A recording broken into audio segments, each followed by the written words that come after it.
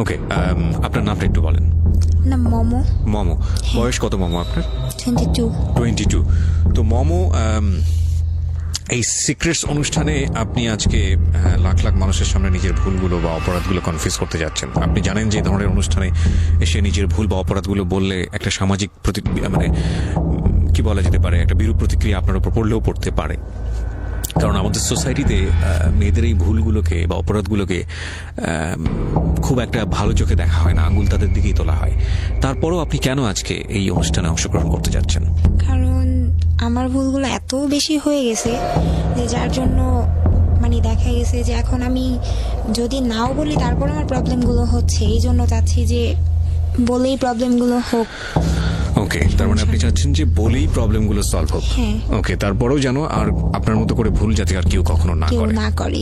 Fine, আমরা শুরু করতে চাই প্রিয় শ্রোতা। মূল পর্ব শুরু হয়ে গেছে সিক্রেটসের। এই অনুষ্ঠানটি মূলত যারা আসেন তারা নিজেদের ভুলগুলোকে উন্মোচিত করে, অপরাধগুলোকে উন্মোচিত করে আরেকজন মানুষকে সচেতন করে যান। বিশেষ করে আজকের এই জীবন গল্পটা আমি স্পেশালি মেয়েদেরকে বেশি করে শুনতে বলবো।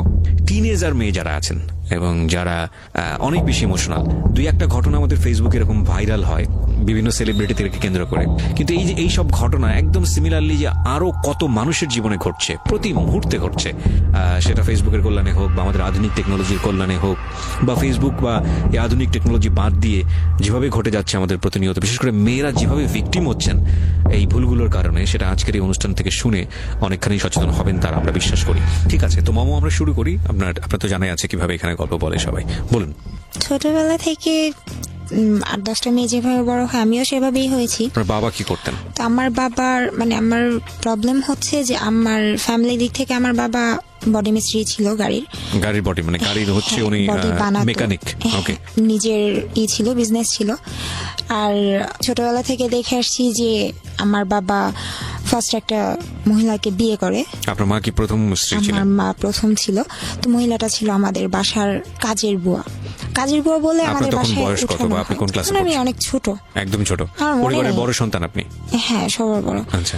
তো ছোটবেলা থেকে এগুলো দেখতেছি। তো আমার মা অনেক সুন্দর। তারপর আর যে মহিলাটাকে আমার আব্বু বিয়ে করে উনি অনেক খারাপ দেখতে ছিল, অনেক মানে খারাপ বলতে খারাপ না, আমার আম্মুর কাছে ও কিছুই ছিল না। তো ছোটবেলা থেকে দেখেছি যে ওই কারণগুলোর জন্য আমার আম্মুকে অনেক টর্চার করা হতো।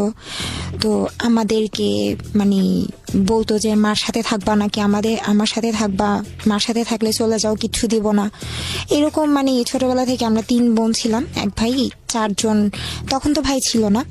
এরকম মানে মারামারি দেখতাম, এগুলো দেখলে খুব ভয় পেতাম, কান্নাকাটি করতাম। তো এগুলো দেখতে দেখতে ছোটবেলা থেকেই আর কি নিজের মধ্যে কেমন যেন হয়ে গেছি, মানে কারোর সাথে কথা বলতাম না, খুব বদমেজাজি হয়ে গেছি। মানে এগুলো দেখতে দেখতে আর ভালো লাগতো না। আচ্ছা। পড়াশোনাটাও ঠিক মতো করতে পারি না। এত ভালো একটা আমার আব্বু এত ভালো বিজনেস করার পরেও দেখা গেছে এসএসসিটা দিলাম, আমার আম্মু নিজের মানে গোল্ড রিং সেল করে তারপর আমাকে করে এক্সাম দেয়। তো তখন ফার্স্ট আমি নাচ শেখার পর দেখলাম যে ওইখানে অনেক মেয়েরাই নাচে প্রোগ্রাম করে। আবার চিন্তা করতাম যে প্রোগ্রাম করতে যাব, বাবার সম্মানটাও তো দেখতে হয়, মানুষ খারাপ বলবে। তো এই জন্য আর ওইরকম প্রোগ্রাম করতাম না। হাতের কাজ শিখলাম, ওইখান থেকেও ভালোই, ওইখান থেকে আমাকে সার্টিফিকেট দিয়ে দেয়, মানে কারচুপি কাজের। ওইখান থেকে আমি সার্টিফিকেট পাই। এটা কি এসএসসির পরে নাকি এসএসসির আগে? এসএসসির পরে। আগে না, কাজটা শিখি, হাতের কাজটা শিখি এসএসসির আগে, মানে সমসাময়িক সময় আর কি। ওকে, হ্যাঁ, এগুলোর মধ্যেই। তারপর পার্লারের কাজ শিখি। মানে মোটামুটি বলা যায় যে আমার একটা জেদ ছিল যে আমার বাবা যাই করছে আমি এমন কিছু করব, পড়াশোনাটা তো আর সম্ভব হচ্ছে না, আমি এমন ভাবে মানে আমার কাছে পড়াশোনা ছাড়া এমন কিছু বাদ দিব না যেটা আমি পারি না। তো মোটামুটি আমি সবকিছুই পারি আর শিখেছিও। তারপর ওই নাচ যখন শিখতাম ওই সব কাজের পাশাপাশি নাচটা রাখছি। রাগ উঠলেই আমি অনেক ভাঙচুর করতাম, আর সেটা ঘরেই, আর নিজের উপরে অনেক দেখা গেছে লাইক হাত পা কাটতাম। ওই ছোটবেলা থেকে রাগটা বাড়ে আর কি। আচ্ছা। আর বাড়তে বাড়তে এতই বাড়ে যে মানে এক পর্যায়ে দেখা গেছে যে ঘুমের ওষুধটা বেশি খেতাম। আচ্ছা। ঘুমের ওষুধটা বেশি খেতাম। মাঝখানে এমন হয় যে ঘুমের মানে ফার্মেসিগুলোতে একটা নিয়ম করে দেয় যে প্রেসক্রিপশন ছাড়া ওষুধ দিবে না। তো তখন মানে পাগলের মতো করতাম, যে ঘুমাতে না পারলে, আমি এখনো পর্যন্ত ঘুমাতে পারি না, তো হাত পা কাটাকাটি করতাম, বিশেষ করে পায়ের হাঁটুর দিকটা কাটতাম যেন কেউ না দেখে।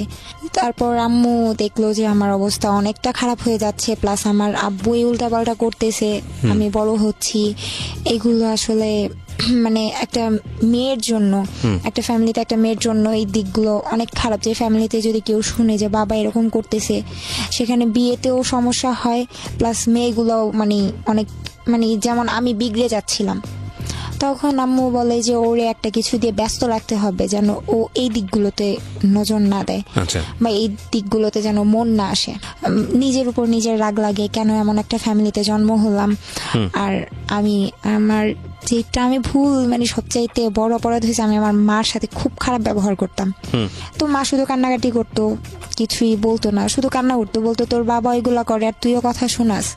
আমি জানি না আমি কেমন দেখতে, বাট আমার ফুপির ফ্যামিলি, আমার মার ফ্যামিলি, সবার ভাষ্যমতে সবচাইতে সুন্দর আমি। না অফকোর্স হয়তো বা মানে তারা ঠিকই বলেছে, কারণ আমরা যে ছবিটা দিয়েছি ফেসবুকে প্রিয় শ্রোতা এবং ইউটিউবে আমরা যে ছবিটা আপলোড করেছি ওর, তাতে আপনারা দেখলে বুঝতে পারবেন যে এই মেয়েটার জীবনে আসলে এই ধরনের সিক্রেটস।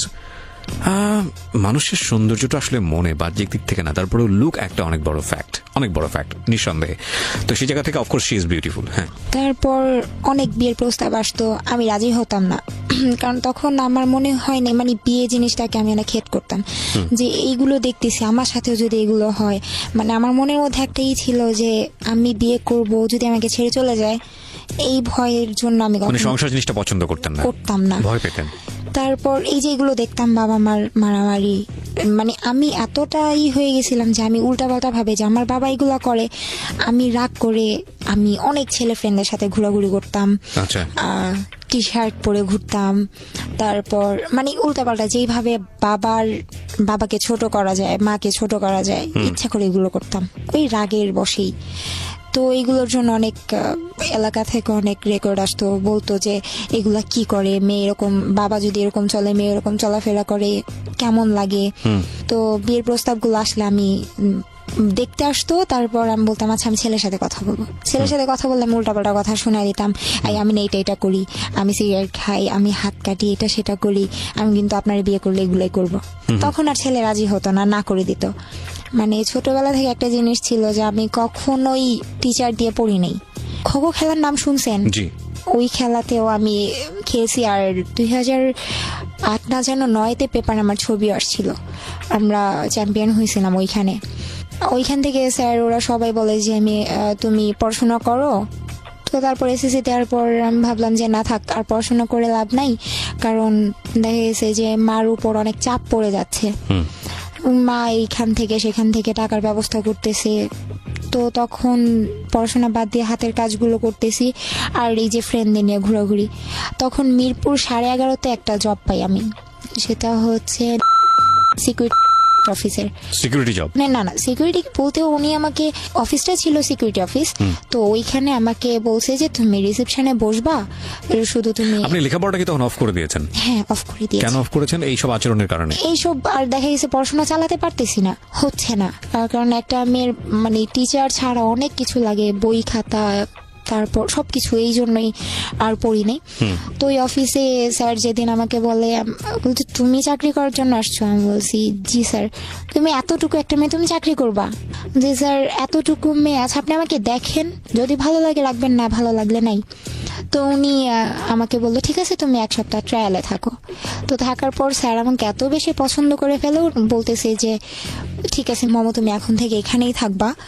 তো এখানে জব করি, সায়দাবাদ থেকে মিরপুর 11:30 অনেকটা রাস্তা, আমি সেই সকাল ভোরবেলা বের হতাম, আর যেতে প্রায় 2.5 ঘন্টার উপরে লাগতো, তারপর ওইখানে জব করতাম। তো স্যার বলতো যে তুমি এত কষ্ট করে আসো, তুমি এখানে রুম নিয়ে চলে আসো। তো একটা জিনিস আমি কখনো আমার ফ্যামিলিকে ছেড়ে দিইনি, যে ফ্যামিলি থেকে বের হয়ে যাই বা আমি একা থাকবো, এটা কখনো করি। ওখানে কি বেসিক্যালি আপনার ফ্রন্ট ডেস্ক অফিসার ছিলেন, আপনি রিসেপশনিস্ট ছিলেন? আচ্ছা। তারপর ওইখানে 1 মাস জব করার পর তারপর এর চাইতে ভালো একটা জব পেলাম, মানে দেখা গেছে যে এটা অনেক দূর হয়ে যায়। সেক্ষেত্রে আমার স্যালারি ছিল, ওই সময় আমার স্যালারি বলেছিল 8,000 টাকা, উনি দিয়েওছে 8,000 টাকা।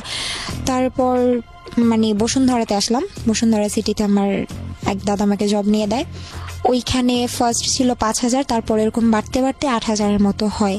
তো এরকম অনেক অনেক জায়গায় অনেক ভালো ভালো জব আসছে, ওইগুলোও করেছি। তারপর আম্মু মানে উল্টাপাল্টা তো চলতেছি, দিন দিন আমার রাগ শুধু বাড়ে। পরে আম্মু বলতেছে ওরে দেশেই রাখা যাবে না, আচ্ছা, ও মানে ওর এই ফ্যামিলিতেই রাখা যাবে না, ওইখানে থাকলে পাগল হয়ে যাবে। তো আম্মু আমাকে কান্নাকাটি করে অনেক অজুহাত দেখায়, দেখ তুই তো পড়াশোনা ছেড়ে দিছস, তোর বোনদের তোর ভাইদের পড়াশোনাটা হোক, তুই চলে যা, ওইখানে তুই ভালো থাকবি। আর তুই তো ওয়েস্টার্ন ড্রেস পরে চলাফেরা করা খুব পছন্দ করস, ওইখানে তোর মন মতো সবকিছু হবে। তখন আমি ট্রেনিং করলাম। তো তখন আম্মু বলতেছে, আমি বললাম আম্মু আমি কি কাজে যাচ্ছি? বলতে তুই ফ্রি ভিসায় যাচ্ছিস, তুই যে কোনো একটা কাজ করে নিতে পারবি। তারপর দেশের বাইরে যেদিন যাব, আব্বু কিছুই জানতো না। এমনিতে আব্বু আমাদের খুব আদর করতো, আমাদের বলতে আমাকে বেশি করতো, কিন্তু আমার ভাল লাগতো না যে এই আদরের দাম কি, তুমি যদি উল্টা পাল্টাই করো এই আদরের দাম কি, তুমি ওখানে আমাদের আদরটা তুমি অন্য ছেলে মেয়েদের দিতেছো। তো এগুলো চিন্তা ভাবনা করতাম। তারপর যেদিন আমি চলে যাব তার আগের দিন আমি ব্যাগ ট্যাগ গোছানো শেষ, আব্বুকে বলতেছি, আব্বু বলতেছি কি বলো, আমার সাথে একটু যাবা? কই যাব? বলছি, তারপর আমি আমার আব্বুর হাতটা ধরে কান্না করে দিছি, বলছি যে আব্বু আমি চলে যাব। তারপর আব্বু আর কোনো কথা বলে নাই, আর আমাকে নাও করে নাই যে যেও না বা কিছু, বা তুমি কেন যাচ্ছ, রাগ, মানে ওনার মধ্যে কোনো কিছুই দেখলাম না। জাস্ট একটু মন খারাপ হয়েছে যে আমি চলে যাচ্ছি, যে একটা মেয়ে, এত ছোট একটা মেয়েও চলে যাচ্ছে, এরকম কোনো কিছু আমার আব্বুর ভিতরে ছিল না। তো এরপর যখন আমি মানে পুরো রাস্তা আমি কান্না করতে করতে যাচ্ছিলাম, তো এয়ারপোর্ট যাওয়ার পর যখন আমি ভিতরে চলে যাব, আব্বু প্রচন্ড কান্না করে, মানে আব্বুর কান্নাই ফার্স্ট টাইম দেখি, অনেক কান্না করে। তারপর আমি ওইখানে গেলাম, যাওয়ার পর আমি জর্ডান নামার পর 2টা প্লেন চেঞ্জ করতে হয়। ফার্স্ট আমাকে দুবাই না যেন আবুধাবিতে নামায়, 3 ঘন্টা পর তারপর আবার আরেকটা প্লেনে উঠতে হয়। তো দালাল আমাকে একটা লোকাল প্লেনের টিকিট করে দিছিল, ফ্রি ভিসা বলেছিল কিন্তু ফ্রি ভিসা ছিল না। আচ্ছা, প্লাস আমি এই যে যখন আমি যাচ্ছি প্লেনে ওঠার পর অনেক লং একটা জার্নি, আমি অবাক হই ওই জায়গায় যে আমাকে প্লেনে কোনো খাবারই দেওয়া হয় না। এখন পরে শুনতে পারি, মানে আমি একজনকে জিজ্ঞেস করলাম যে আচ্ছা খাবার কেন দিল না? বলতেছে আসলে তোমার টিকিটটা লোকাল প্লেনের টিকিট কাটা হয়েছে, এখানে কোনো খাবার দিবে না, খাবারের জন্য আলাদা টাকা দিতে হয়। তো আমি সম্পূর্ণ না খাওয়া ছিলাম। তো যখন আমি ওই দুবাই না যেন আবুধাবি নামাই প্লেনটা, তারপর 3 ঘন্টা, ওই 3 ঘন্টা আমি একটা বসেছিলাম, প্রচন্ড ক্ষুধাও ছিল। তারপর একটা ছেলে বসা ছিল, ও দেখলাম যে কয়েন দিয়ে পানি নিচ্ছে, ওই যে ওইখানে মেশিনের মতো থাকে, কয়েন দিলে তারপর পানির একটা করে বোতল বের হয়। তা আমি বলতেছি ভাইয়া একটা কথা বলি, বলতেছি কি? আচ্ছা আমাকে একটু পানি দিলে ভালো হয়। তারপর উনি বলতেছে তুমি কি আসার সময় কোনো টাকা নিয়ে আসো নাই? যে ভাই আমি তো কখনো দেশের বাইরে আসি নাই, আমি কিছুই জানি না। তারপর উনি আমাকে একটা পানির বোতল কিনে দেয়, ওইটা নিয়ে আমি ওইটা অর্ধেকটা খাই, আর বাকিটা আমার সাথে ছিল যে আমি আবার প্লেনে উঠবো, আবার কতটা রাস্তা কে জানে, আবার কার থেকে খাবার চাইবো বা পানি চাইবো। তো ওই সারাদিন প্রায় 6 ঘন্টার উপরে, দ্বিতীয় প্লেনে 6 ঘন্টার মতো না খাওয়া ছিলাম। তারপর একটা এয়ারপোর্ট নামায়, একজন এসে নাম ডাকার পর মানে আমরা যারা যারা আছি তাদের সবাইকে নিয়ে একটা গাড়িতে করে চলে যায়। তারপর ওইখানে আমাকে ফার্স্ট একটা বাসায় দেয়া হয়। তো ওই বাসাটায় হয় মানে একটা প্রবলেম হয় যে একটা বাঙালি মেয়ে নিয়ে আসা হয়। ওইখানে এরকম হয় ফার্স্ট যখন কেউ যায় তখন তার কাজগুলো দেখা দেওয়ার জন্য আরেকটা মেয়ে আসে, যে সেও বাঙালি পুরনো। হ্যাঁ, ওকে, আমরা এখানে একটা বিরতি নেব প্রিয় শ্রোতা। আজকের এই সিক্রেটসটা আমি প্রথমেই বলে নিয়েছি যে টিনেজার যারা আছেন তাদের থেকে, এবং একই সাথে ওর বয়সী যারা আছেন, যারা এখানে শুনছেন, মমোর বয়স 22 বছর যেটা বলছিলেন মমো, তো তাদের জন্য একটা অসম্ভব শিক্ষণীয় একটা গল্প। আমরা ছোট্ট একটা বিরতির পর ফিরে আসবো, ছোট্ট একটা বিরতি মাত্র 2 মিনিটের। তারপর পরিচয় করিয়ে দিল আরেকজন এসে, যিনি ওল্ড মানে বাঙালি মেয়ে, সে কাজ সম্পর্কে বর্ণনা দিচ্ছিল। আমার একটা বাঙালি আসে, তো ও এসে আমাকে বলতেছে, মানে ও আমাকে দেখে অনেক খুশি, আমি অনেক খুশি হই যে আমি একজন বাঙালি পেলাম। পরে বলতেছে ও কি, ওর বাসা কি ওর দেশ কি ফিলিপাইন? পরে বলতেছে যে না, ও বাঙালি। মানে আপনাকে দেখে বলছিল যে আপনি ফিলিপাইনের কিনা? হ্যাঁ। তারপর বলতেছে বাঙালি। বউটা বলতেছে, মানে ওই লোকটার ওয়াইফ বলতেছে, না তুমি দুষ্টামি করতেছো। বলতেছে না আমি দুষ্টামি করতেছি না, ও বাঙালি। তারপর যখন বাঙালির সাথে কথা বললাম তারপর উনি বিশ্বাস করলো। আর ওই মেয়েটা ছিল, মানে আমি যেই মালিকের বাসায় মানে কাজ করতাম, ওই মালিকের মার বাসায় এই মেয়েটা কাজ করতো। মানে মার বাসা থেকে এই মেয়েকে নিয়ে আসছে আমাকে কাজগুলো দেখা দেওয়ার জন্য। তো তখন মানে কাজ দেখা দিচ্ছে 2 দিন 3 দিন অনেক ভালো কাটলো। তারপর আমরা সবাই মিলে ওদের বাসায় বেড়াতে গেলাম, মানে আমার মালিকের মার বাসায়। ওই বাঙালি যে ছিল ও ওই বাসায় কাজ করে। তো এখানে যাওয়ার পর ও আমাকে ফোন দেওয়া হয়, বলে যে তোমার ফোন আছে? আমি বলছি হ্যাঁ ফোন আছে, কিন্তু সিম কার্ড তো নেই। তো সিম কার্ড কিনে দিল। তো মানে ওই মেয়েটা, ওই বাঙালিটা, ও আর আমি একসাথে রাতে ঘুমাতাম, মানে যখন ওই বাসায় বেড়াতে যেতাম। তো আমার মালিকের মানে বেবি হয়, তো অনেক ছোট, নিউবর্ন। তো এই জন্য অনেক দিন, প্রায় 15-20 দিনের মতো মার বাসায় থাকা হয়। তো এই 15-20 দিন আমি ওই বাঙালির সাথে একসাথে ঘুমাই। তো একসাথে কাজ টাজ করি দুইজনে। আর তারপর দেখতাম ও না অনেক অনেক লং টাইম ফোনে কথা বলতো। তখন বলতাম আচ্ছা তুমি বাংলাদেশে যে কথা বলো, তুমি এত টাকা কই পাও? পরে বলতেছে যে এত টাকা কোথায় পাই, টাকাটা হচ্ছে আমার বেতন থেকে কাটে। আমি বলছি আচ্ছা ঠিক আছে, বেতন থেকে কাটে। তারপর ওর ফোন দিয়ে কয়েকদিন কথা বললাম। পরে একদিন হঠাৎ করে আমি দেখতেছি যে ওর কার্ড শেষ হয়ে গেছে। তারপর মানে ফোনের কার্ড শেষ হয়ে গেছে, ও আবার ফোনের কার্ড আনছে। বললাম তুমি টাকা কই পাইছো? পরে বলতেছে যে একটা কথা বলি, কাউরে বলবা না তো? না, আমাকে তুই করেই বলতো, যেহেতু ফ্রেন্ডের মতো ছিলাম। বলতেছে কাউকে বলবি না। বলছে আচ্ছা ঠিক আছে বলবো না, বলো। আমি আরবি ভাষা জানি না, আমি কিভাবে বলবো? পরে ওই মেয়েটা মানে বলতেছে যে আমি টাকাটা যখন আমার মানে মালিকের মানে মালিককে তো বাবা বলা হয় আর মহিলাকে মামা বলা হয়, বলতেছে আমি বাবার প্যান্টের পকেটে পাইছি। তুমি প্যান্টের পকেটে পাইছো কেন, টাকাটা ফিরায় দিলা না? বলতেছে যে পাইছি, এটা ওনাদের হিসাবের মধ্যে নেই, আর আমারও তো কার্ড শেষ হয়ে গেছে এই জন্য। পরে আমি আর কিছু বলি নাই। ভাবলাম যে আমি একটা বাঙালি হয়ে তো আরেকটা বাঙালির ক্ষতি করেও লাভ নাই, প্লাস আমি ভাষাও জানতাম না।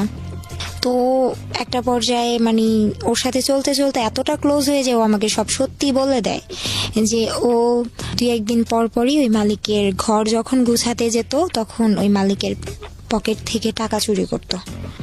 আমার মালিক ফুল অনেক পছন্দ করতো। তো বলতো কি যে মানে ওই বাঙালি মেয়েটা বলতো যে আমি আর মমো দুইজন গিয়ে আপনার জন্য ফুল নিয়ে আসি, এইটা বলে ও আমাকে নিয়ে বাইরে যেত। বাইরে গিয়ে অনেক দূরের একটা রাস্তা, মানে যেতে হেঁটে যেত প্রায় 20 মিনিটের মতো লাগে। এত দূরেও যেত, প্রায় 5টা-6টা করে কার্ড নিয়ে আসতো, মোবাইলের রিচার্জ কার্ড। জি। তারপর ও আমাকে বলে দেয় সবটা, যে আমি এইভাবে টাকাগুলো নেই।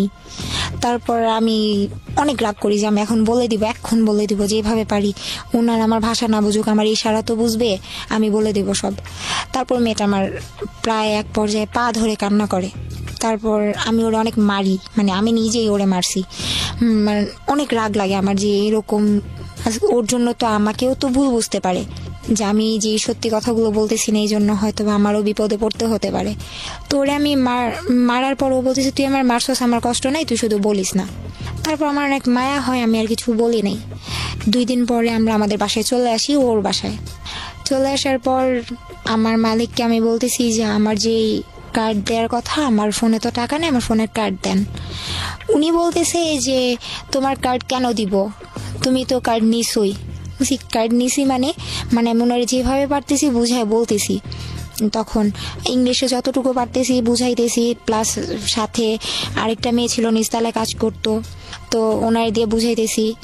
এখন বলতেছে যে শারমিন, তো বলতেছে মানে ওই মেয়েটার নাম শারমিন বলতেছে যে তুমি ওর কার্ড নিয়ে নিছো, প্লাস তোমার এত বড় সাহস, তুমি আমার বাবার পকেট থেকে টাকা চুরি করছো। আমি জাস্ট মানে আকাশটা আমার মাথার উপর ভেঙে পড়ছে যে আমি কি করলাম। মানে ওই মেয়েটা বুঝাইছে যে আমি ওই লোকের পকেট থেকে টাকা চুরি করছি, অথচ আমি ভাষাও জানতাম না, এই জন্য বুঝায় বলতে পারতেছিলাম না। এটা বলার পর আমি প্রচন্ড কান্নাকাটি করি, বলি যে আমি এটা করি নাই। পরে উনি বলতেছে যে ওনাদের পাশে একটা ফ্ল্যাটের কাজ চলতেছিল, উনি বলতেছে যে ওরে নিয়ে এই ফ্ল্যাটের মধ্যে বন্ধ করে রাখো, আগামীকালকে পুলিশ আসবে, তারপর যা হওয়ার হবে। বেসিক্যালি আপনার কাজটা কি ছিল এখানে? বাসার কাজ। তো মানে আমি তো প্রথম মানে ওইখানে নতুন, যেহেতু মাত্র 15 দিন হয়েছে আমি আসছি, এর মধ্যে এত কাহিনী হয়ে গেছে। তো ওনার আমি বুঝাইতেই পারতেছি না যে আসলে এই কাজটা আমি করি নাই। আমি ওনাকে বোঝানোর ট্রাই করতেছিলাম যে আসলে আপনাদের এখানে দোকান কই, আমি তো চিনিই না। ও আমাকে নিয়ে গেছে দোকানে, আর ওই দোকানদারের কাছে আপনি একবার চলেন, আপনি জিজ্ঞেস করেন কার্ড কে নিত, আমি না ও। আসলে কথাগুলো তো বুঝায় বলতেই পারি নাই। বুঝায় বলতে পারলে হয়তো বা উনি দোকানদারকে জিজ্ঞেস করলে দোকানদার সত্যিই বলতো। তো আমি ওনার কিচ্ছু বলতে পারতেছি না। উনি জাস্ট আমাকে হাত ধরে টেনে পাশের ফ্ল্যাটে নিয়ে তালা মেরে দেয়। তারপর আমি অনেক কান্নাকাটি করি। ওই খালি রুমটার মধ্যে, এত বড় একটা ফ্ল্যাটের মধ্যে, মানে শুধু মার কথা মনে পড়তেছিল যে মার সাথে এত খারাপ ব্যবহার করছি। তো শুয়ে শুয়ে শুধু কান্না করতেছিলাম। তো কখন সকাল হবে, সকালে কি হবে এটার জানার জন্য। তো অনেক রাত হয়ে যাওয়ার পর দেখে যে আমি অনেক কান্নাকাটি করতেছি, ওনারা এনে আমাকে ওই ফ্ল্যাট থেকে এনে ওনাদের পাশে একটা রুমের মধ্যে আবার তালা মেরে দেয়। জি। তালা মারার পর সকাল 10টা বাজে, আমি কান্না করতে করতে কখন ঘুমাই গেছি আমি বলতে পারি না। পরদিন সকাল 10টা বাজে আমার ঘরের তালাটা খুলে, আমি টের পাইনি, আমি ঘুমাইছিলাম। তো হঠাৎ করে মানে আমি ফিল করি যে আমার বুকের উপরে কেউ পাড়া দিয়ে দাঁড়ায় আছে। সেটা হচ্ছে ওই যেই মেয়ের বাসায় আমি গেলাম, মানে আমার মালিকের বাবা, ওই মেয়েটার মালিক এসে আমার বুকের উপরে পাড়া দিয়ে দাঁড়াইছে। তারপর আমি সহ্য করতে পারতেছিলাম না, উনি আমাকে ধরে উঠানোর পর উনি আর ওনার ওয়াইফ মিলে, মানে আমার মালিক কিছু বলে নাই, আমার মালিক শুধু গালাগালি করতেছিল। আর ওই মেয়ে, আমি তাকায় তাকায় দেখতেছিলাম, ওই মেয়েটা খুব ভালো পোশাক পরে হাসতে হাসতে আসতেছে। ওর ভাষা মানে ওরে আমি বাংলায় বলতেছি যে প্লিজ তুই এই কাজটা করিস না, তুই সত্যিটা বলে দে আমি এটা করি নাই। ও বারবার বুঝাইতেছিল যে আমি টাকা চুরি করছি। ওই সময়ে মানে বলা যায় এমন ভাবে ওরা মারে, মানে আমার লাইফে মনে হয় কোনোদিন আমি এত মার খাইনি। আপনার গায়ে হাত তোলে? দুইজন, হাজব্যান্ড ওয়াইফ দুইজন একসাথে। তারপর আমার বুকের মধ্যে লাথি দিছিল। তো আমি অনেকদিন সিক ছিলাম, আমার হার্টের প্রবলেম হয়ে গেছিল। আমি ওনারে বলতেছি, আমার মালিককে বুঝিয়ে বলতেছি, দেখেন ম্যাডাম আমি এটা করি নাই। তারপর উনি আমার কথা কিছুই বুঝতেছে না, কারণ আমি তো বাংলায় বলতেছি, আর ওই মেয়েটা শুধু হাসতেছে। তো তারপর আমাকে নিয়ে বলতেছে, হয়তো ওনাদের মনে মায়া হয়েছিল, কে জানে, ওনারা আমাকে পুলিশের কাছে না দিয়ে যে অফিস থেকে নিয়ে আসছিল ওই অফিসে দিয়ে আসে। বলতেছে যে ও চুরি করছে, ওরে রাখা যাবে না। তারপর আমি অফিসে এসে খুব কান্নাকাটি করি। তারপর বাংলাদেশে ফোন দেওয়া হয় ভিডিও কলে। বাংলাদেশের যেই দালাল আমাকে পাঠাইছে ওই দালালের কাছে ফোন দেওয়া হয়, কিন্তু দালাল আমার সাথে কথা বলে না, আমার আম্মুকে ডাক দিয়ে আনে। তারপর আমি খুব কান্নাকাটি করে বললাম যে মা এরকম এরকম কাহিনী, আমি চুরি করি নাই, তুমি তো জানোই আমি কেমন, হয়তো একটু বদমেজাজি, কিন্তু এরকম আমি কোনোদিন আমার দ্বারা সম্ভব না। তারপর বলতেছি ঠিক আছে মা, দেখি কি করা যায়। তারপর থেকে আর আমার আম্মু আব্বু কারোর সাথে কথা হয় না।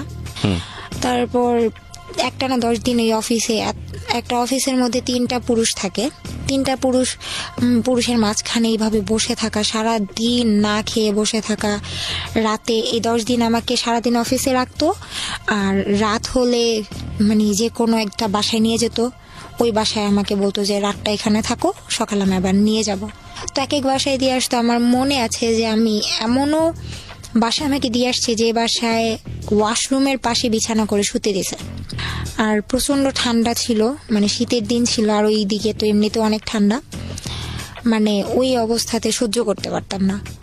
একটানা 10 দিন এরকম, মানে কোনো রকম খাবার তো খেতে পারতাম না, ঘুমাতে পারতাম না, অনেক ঠান্ডা ছিল। কারণ ওদের হিটার ছিল রুমের মধ্যে, আমাকে শুতে দিত ঘরের বাইরে ওয়াশরুমের পাশে, ওইখানে কোনো হিটার ছিল না। ওইভাবেই 10 দিন থাকার পর ওরা আমাকে বাংলাদেশে পাঠিয়ে দেয়।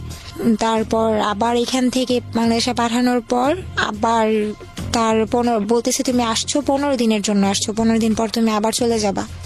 তো আবার আমাকে পাঠিয়ে দেওয়া হয়। তারপর আমি যে একেবারে যে বাসায় 3 বছর ছিলাম ওই বাসায় থাকি। তো ওই বাসার মালিক এমনিতে খুব ভালো, মানে মহিলাটা অনেক ভালো ছিল। ওনার কাছে আমি সবকিছু বলি। ও তার সাথে বড় কথা, একদিন হয় কি, যে বাসা আমাকে মারধর করা হয়, ওই যে বাসার থেকে আমাকে দেশে পাঠানো হয়েছে, ওই বাসায় একটা ছেলে ছিল। তো ওই ছেলেটা একদিন আমার হাত ধরে আমাকে বলতেছিল যে I like you, come with me. ওর সাথে ওর রুমে Okay, যেতে বলতেছে। okay. তো আমি ওই বাঙালি মেয়েটার দিকে তাকাচ্ছিলাম, আমি বলছি ও কি বলতেছে এগুলো, ওর সাথে আমি কিভাবে কি, মানে এটা কোনোদিনও সম্ভব না। ছেলেটা আমার হাত ধরে প্রচন্ড রকমের টানাটানি করতেছিল। তারপর আমি ওর মার কাছে বিচার দিই এটা যে ও এরকম এরকম করে, হয়তো বা ওই রাগের বশেই আমার সাথে এরকম ব্যবহারটা করে, জানি না। তো তারপর যখন আমি নতুন বাসায় আসি, মানে বাংলাদেশ থেকে আবার যখন নতুন বাসায় আসি, তখন ওই মালিক বলে যে তুমি ওই বাসায় কেন থাকতে পারলা না, তোমাকে কেন রাখলো না। তারপর আমি সবকিছু বলি, সাথে এই ছেলের কাহিনীটাও বলি যে এই ছেলেটা আমার সাথে এরকম এরকম করে। পরে উনি বলতেছে যে আচ্ছা ঠিক আছে, আমার বাসায় কোনো ছেলে নেই, শুধু আমার হাজবেন্ড আর আমার 2টা ছেলে হচ্ছে ছোট ছোট আর একটা মেয়ে। তো ওইখানেও সেম আরেকটা বাঙালি আসে, মানে তার মার বাসায় যে কাজ করে ওই বাঙালি আসে আমাকে কাজ বুঝায় দেওয়ার জন্য। তো ওই বাঙালিটা অনেক বয়স্ক মুরব্বী ছিল, উনি আমাকে কাজ টাজ দেখায় দেয়। তো ওই সময় আমাকে ফোন দেওয়া হয়, বলে যে তুমি ওয়াইফাই কাকে বলে, তখন আমি বুঝতাম না। তো এখানে আসার যখন বুঝি যে ওয়াইফাই কি, তখন আমি একদিন ওনাকে বলি যে ম্যাডাম আপনার, তখন তো মোটামুটি আরবি ভাষা জানি, জি, তখন বলতেছি ম্যাডাম আপনার ওয়াইফাই পাসওয়ার্ডটা আমাকে দেন। ওকে। উনি দিবে না, উনি বলতেছে যে এত টাকা খরচ হয়, এটা হয় সেটা হয়, দেয়া যাবে না, তুমি সারাদিন মোবাইল নিয়ে পড়ে থাকবা। মানে ওই বাসার মহিলা ছিল পুলিশ আর মহিলার হাজবেন্ড ছিল লয়ার। তো দুইজনই বাইরে থাকতো, ছেলে মেয়েগুলো আমার কাছে থাকতো। ওয়াইফাই যেদিন নেয় লাইনটা, সেদিন আমি দেখি একটা কাগজের মধ্যে উনি আরবিতে পাসওয়ার্ডটা লিখতেছে। আচ্ছা, আরবিতে লিখতেছে, আরবি বলতে পারি বাট আরবিতে ওরা নাম্বার যে কি লিখতেছে সেটা তো বুঝতেছি না। তারপর ওই নাম্বারটা আমি নিয়ে মানে আমি লিখলাম, সেম ওইভাবে লিখে বাইরে গেলাম। মানে ওই বাচ্চা মেয়ে যাকে আমি রাখতাম, ওই বাচ্চা মেয়েটা বলতেছে যে আমি চকলেট খাবো, বাইরে যাব। তারপর ওই চকলেটের উসিলা করে বাইরে গেলাম। যাওয়ার পর আমি সাইডে একটা লোককে জিজ্ঞেস করলাম যে ভাইয়া এটা আমাকে একটু ইংলিশে বলেন, ওকে। নাম্বারগুলো একটু বলেন। তারপর পাসওয়ার্ডটা উনি বললো, আমি লিখে নিলাম। তারপর আমি বাসায় যাওয়ার পর কানেক্ট করলাম ফোনে। আমি তো অনেক খুশি যে এখন থেকে সবসময় কথা বলতে পারবো। তো এরকম করে হঠাৎ করে একদিন আমার মালিক বুঝে যায় যে আমি ওয়াইফাই চালাচ্ছি। আচ্ছা, হঠাৎ করে আমার ফোনটা নিয়ে ভেঙে ফেলে, একেবারে গুঁড়ো গুঁড়ো করে ফেলে, চালাতে দিবে না উনি। এই ওয়াইফাইটা আপনি কেন চালাতেন? আমার আম্মুকেও দেখতেছি যে ওই ইমো নামানোর পরে মানে সবার সঙ্গে communication-টা অনেক বেশি easy হয়ে গেছে। Okay. প্লাস ফেসবুকটা তখন নতুন ফেসবুকটা বুঝি, আর ফেসবুকের নেশাটা এরকম একবার মাথায় ঢুকলে তো বের হতেই চায় না। ফেসবুক নিয়ে পড়ে থাকতাম সারাক্ষণ, আর ফেসবুকে যার তার সাথে চ্যাটিং করতাম, নতুন জি, okay. যা হয় আর কি। তারপর আবার আমি ফোন কেনার পর ওয়াইফাই আবারও কানেক্ট করার পর তখন অনেক লুকায় চালাতাম।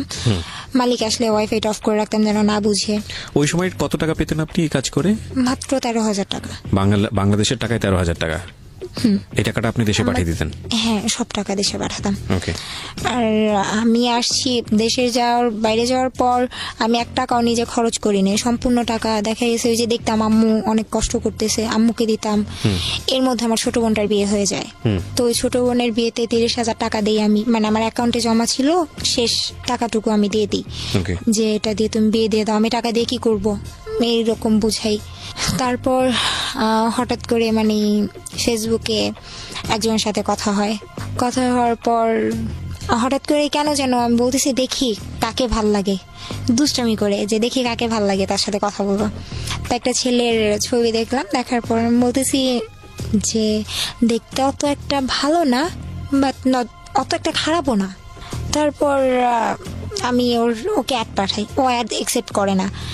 অ্যাকসেপ্ট না করার পর তারপর হঠাৎ করে একদিন আমি ফোন নাম্বারটা চাইলাম যে আপনি এত করেন, দেমাগ কেন দেখান। বলতেছে দেমাগের কি দেখলেন? বলতেছে আপনি কি ভাবেন আপনি দেখতে অনেক সুন্দর, আপনি দেখতে অনেক পচা। পরে বলতেছে তাহলে কেন নক করছেন? আমি বলছি আমার ভালো লাগছে তাই, আমার একা একা এখানে থাকতে ভালো লাগে না। আচ্ছা, হ্যাঁ, আমার সময় কাটানোর জন্য। আপনি নিজে থেকেই নক করেছেন? হ্যাঁ। আচ্ছা, আমি বললাম যে আমার সময় কাটানোর জন্য একজনকে দরকার, আমি তো আপনার সাথে প্রেম করবো না, আমি আপনার সাথে ফ্রেন্ডশিপ করার জন্য নক করছি। আচ্ছা। তারপর বলতেছে আচ্ছা ঠিক আছে। তো যখন বললাম আমি দেশের বাইরে, উনি বিশ্বাস করেনি। তারপর হঠাৎ করে একদিন আমি বলছি আচ্ছা ঠিক আছে লাইনে থাকো। লাইনে রেখে আমি আমার মালিকের সাথে আরবিতে কথা বললাম। তো ও আমার ভাষা শোনার পরে ও একেবারে মানে পাগল হয়ে যায়, বলতেছে যে তুমি এত সুন্দর করে আরবি বলতে পারো, তুমি যখন আরবিতে কথা বলতেছিলা আমি আসলে ভুলে গেছিলাম যে আসলে তুমি বাঙালি না, ওই দেশের আরাবিয়ান।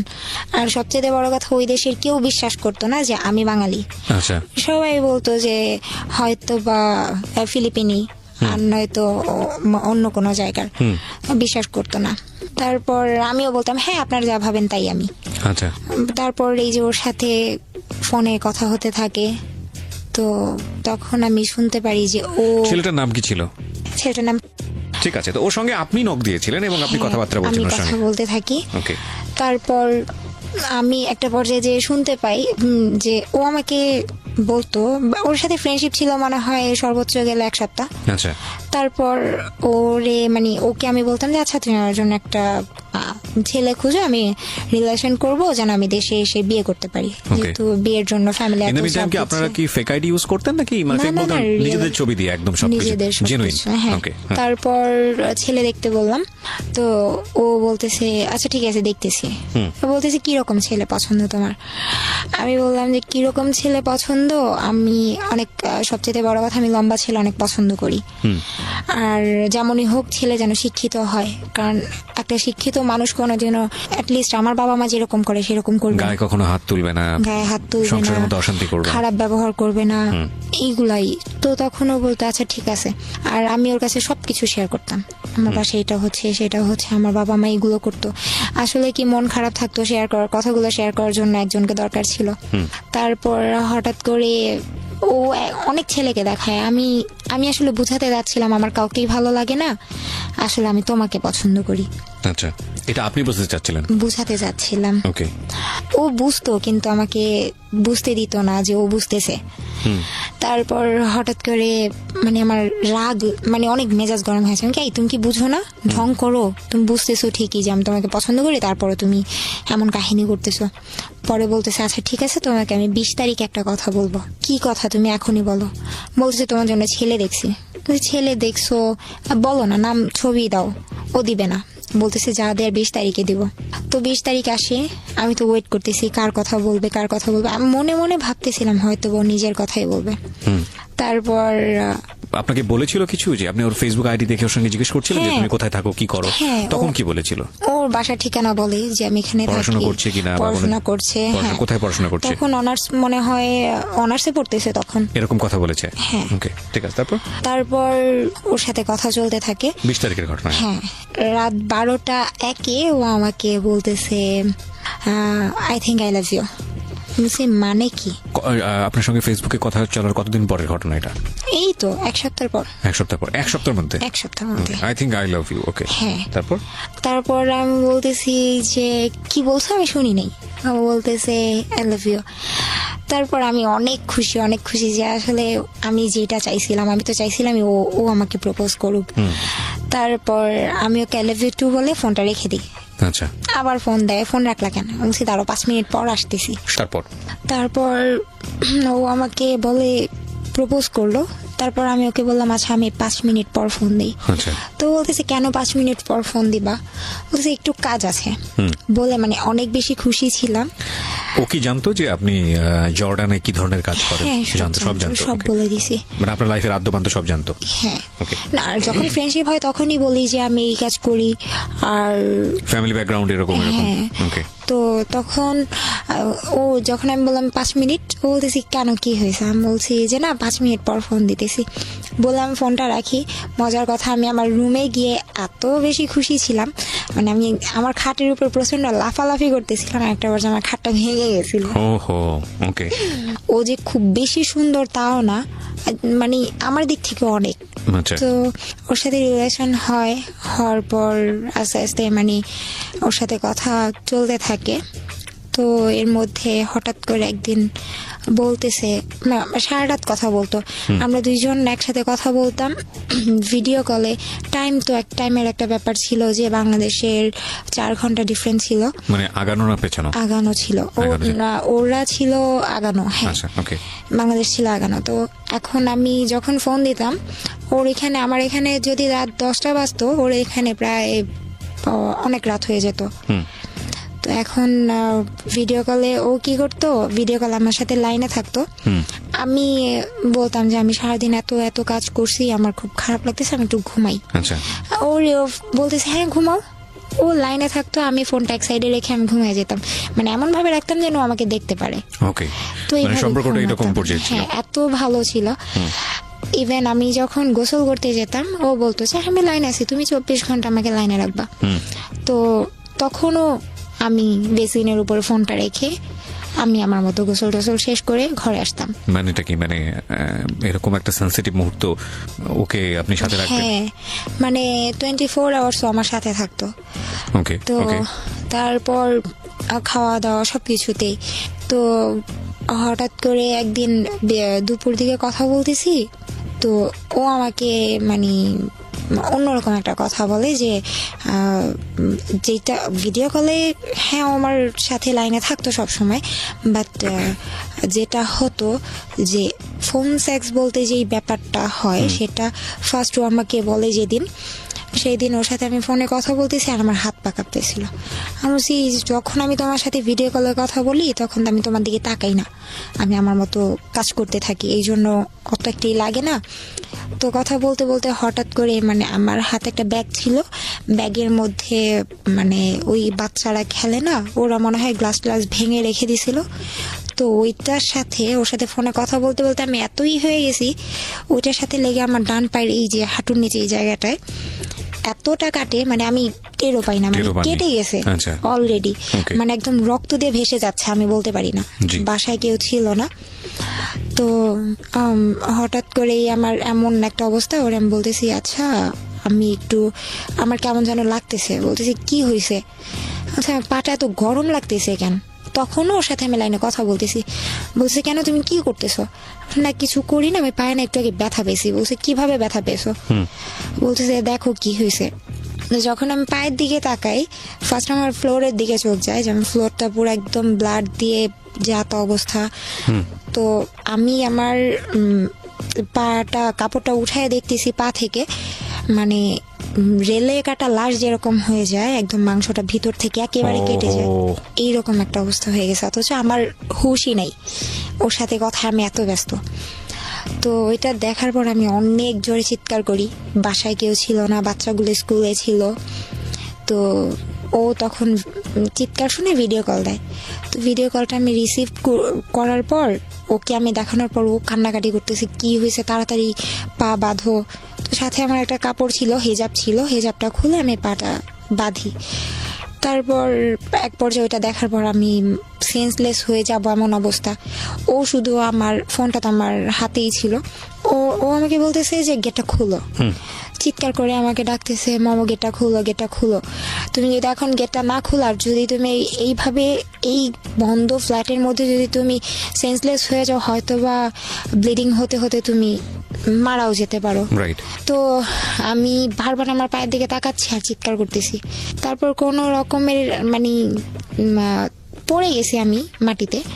ও আমাকে ডাকতেছে, বলতেছে যে তুমি যদি এখন না উঠে গেটটা যদি না খুলো, তোমার সাথে আমার কোনো সম্পর্ক রাখবো না। এইটা শোনার পর আমি কিভাবে যে উঠছি আমি নিজেও জানি না, আমি গেটটা খুলছি। খোলার পর 4 তলায় আমার ফ্ল্যাটটা ছিল, আমি নিচে গেছি। নিচে যাওয়ার পর তারপর আমাকে ওই একজন দেখার পর আমাকে হসপিটালে নিয়ে যায়। তখন ও ফোনটা রাখে যে আমি হসপিটালে যাচ্ছি। ওই পর্যন্ত যতক্ষণ ওর সাথে কথা বলতেছিলাম ভালো ছিলাম। যখন হসপিটালে যাওয়ার পর আমার পায়ের কাপড়টা খুলে তারপর আমি দেখার পর একেবারে সেন্সলেস হয়ে যাই। ওকে। তো তখন ডাক্তার অনেক অবাক হয় যে তুমি এত বড় একটা অ্যাক্সিডেন্ট নিয়ে তুমি এখন এই মুহূর্তে এসে সেন্সলেস হইলা, তার আগে পর্যন্ত তুমি কিভাবে ঠিক ছিলা। বলছি আমি জানি না, না এরকম শক্তি আছে, লাভের এরকম শক্তি আছে, এর চেয়ে বড় বড় শক্তি আছে, আমি এটা আমার জানি জানা না। আছে। তারপর বাসায় আসার পর ওদের এখানে একটাই হচ্ছে যে যত বড় দুর্ঘটনাই ঘটুক ওরা চিকিৎসা করাবে, বাট তার 5 মিনিট পর থেকে কাজ করতে হবে। পা কাটা নিয়ে কাজ করতে হচ্ছে, হাঁটতে পারি না, সবকিছু করতেছি। তো ও তখনও পর্যন্ত ভিডিও কলে থাকতো সবসময় 24 ঘন্টা। তারপর দেখা গেছে এই যে জ্বর আসতো রাতে অনেক কাটা পায়ের জন্য, তারপর ও লাইনে থাকতো, বলতো যে শান্ত হও, আমাকে সান্ত্বনা দিত, মানে অনেক 24 support আওয়ার্স করতো। কোম্পানি যেটাকে বলে। হ্যাঁ খেয়াল করবেন যারা শুনছেন তারা খেয়াল করবেন, বিশেষ করে টিনেজার যারা, মানে এই ফেসবুক, ইউটিউব, ভাইবার, হোয়াটসঅ্যাপ, ইমো বা আরো সকল যে অ্যাপ্লিকেশন গুলো আছে যারা ব্যবহার করেন র্যান্ডামলি, এবং এগুলো কি যারা সম্পর্কের বিশ্বস্ততার জায়গা, এগুলো তো আসলে টুল মাত্র না, একটা টেকনোলজি, এগুলোর তো কোনো দোষ নাই, দোষটা হচ্ছে আমাদের। সো সিক্রেটস যেহেতু, তার মানে বুঝতেই পারছেন ঘটনা অন্যদিকে মন নেবে। অবশ্যই খেয়াল রাখবেন যে সম্পর্কের যে জায়গাটায় ওরা আছে সেটা হচ্ছে সবচাইতে পবিত্রতম ফিলিংস, এবং সবচাইতে পবিত্রতম ফিলিংস বলতে আমি যেটা বোঝাচ্ছি না, সৃষ্টিকর্তার প্রতি যে ফিলিংস আমাদের থাকে সেটা হচ্ছে সবচেয়ে পবিত্র ফিলিংস। তারপরে যদি আমরা বলি যে প্রেম, প্রীতি, ভালোবাসার সম্পর্কের জায়গাটা, এবং সেটাও যদি রিলিজিয়াস জায়গা থেকে বলি সেটার একটা ডিফারেন্ট শেপ আছে, কিন্তু আমরা যদি ইন জেনারেলি বলি তাহলে মানুষের মনের মধ্যে যেই মারাত্মক রকমের ফিলটা জন্ম হয় সেটা ভালোবাসলেই জন্ম হয়, এবং সেটা দ্বিপাক্ষিকভাবেই যখন খুব অনেস্টির জায়গায় থাকে সেটা খুব চমৎকার একটা ফিলিংসের জায়গা।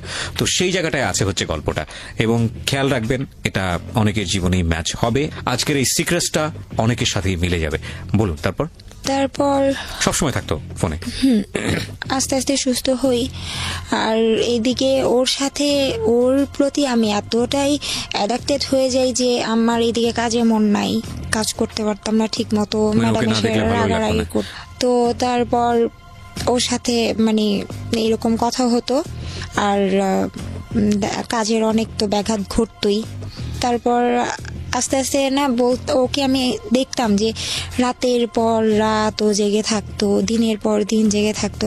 তো একদিন আমি বলতেছি, আচ্ছা তুমি এত সারা দিন রাত না ঘুমিয়ে কেমনে থাকো, একটা মানুষ কিভাবে সম্ভব, কিভাবে তুমি এভাবে থাকো? পরে বলতো যে না আমি তোমার অনেক লাভ করি, তোমার সাথে থাকতে পারি না, এটা সেটা, এই জন্য। তো আমি অনেক খুশি যে এরকম একটা মানুষ আমি পাইছি যে নাকি আমাকে অলওয়েজ সাপোর্ট করে। তারপর হঠাৎ করে একদিন দুষ্টামি করে বলতেছে, আচ্ছা তুমি যদি কখনো শুনো যে আমি ইয়াবা খাই তুমি কি করবা?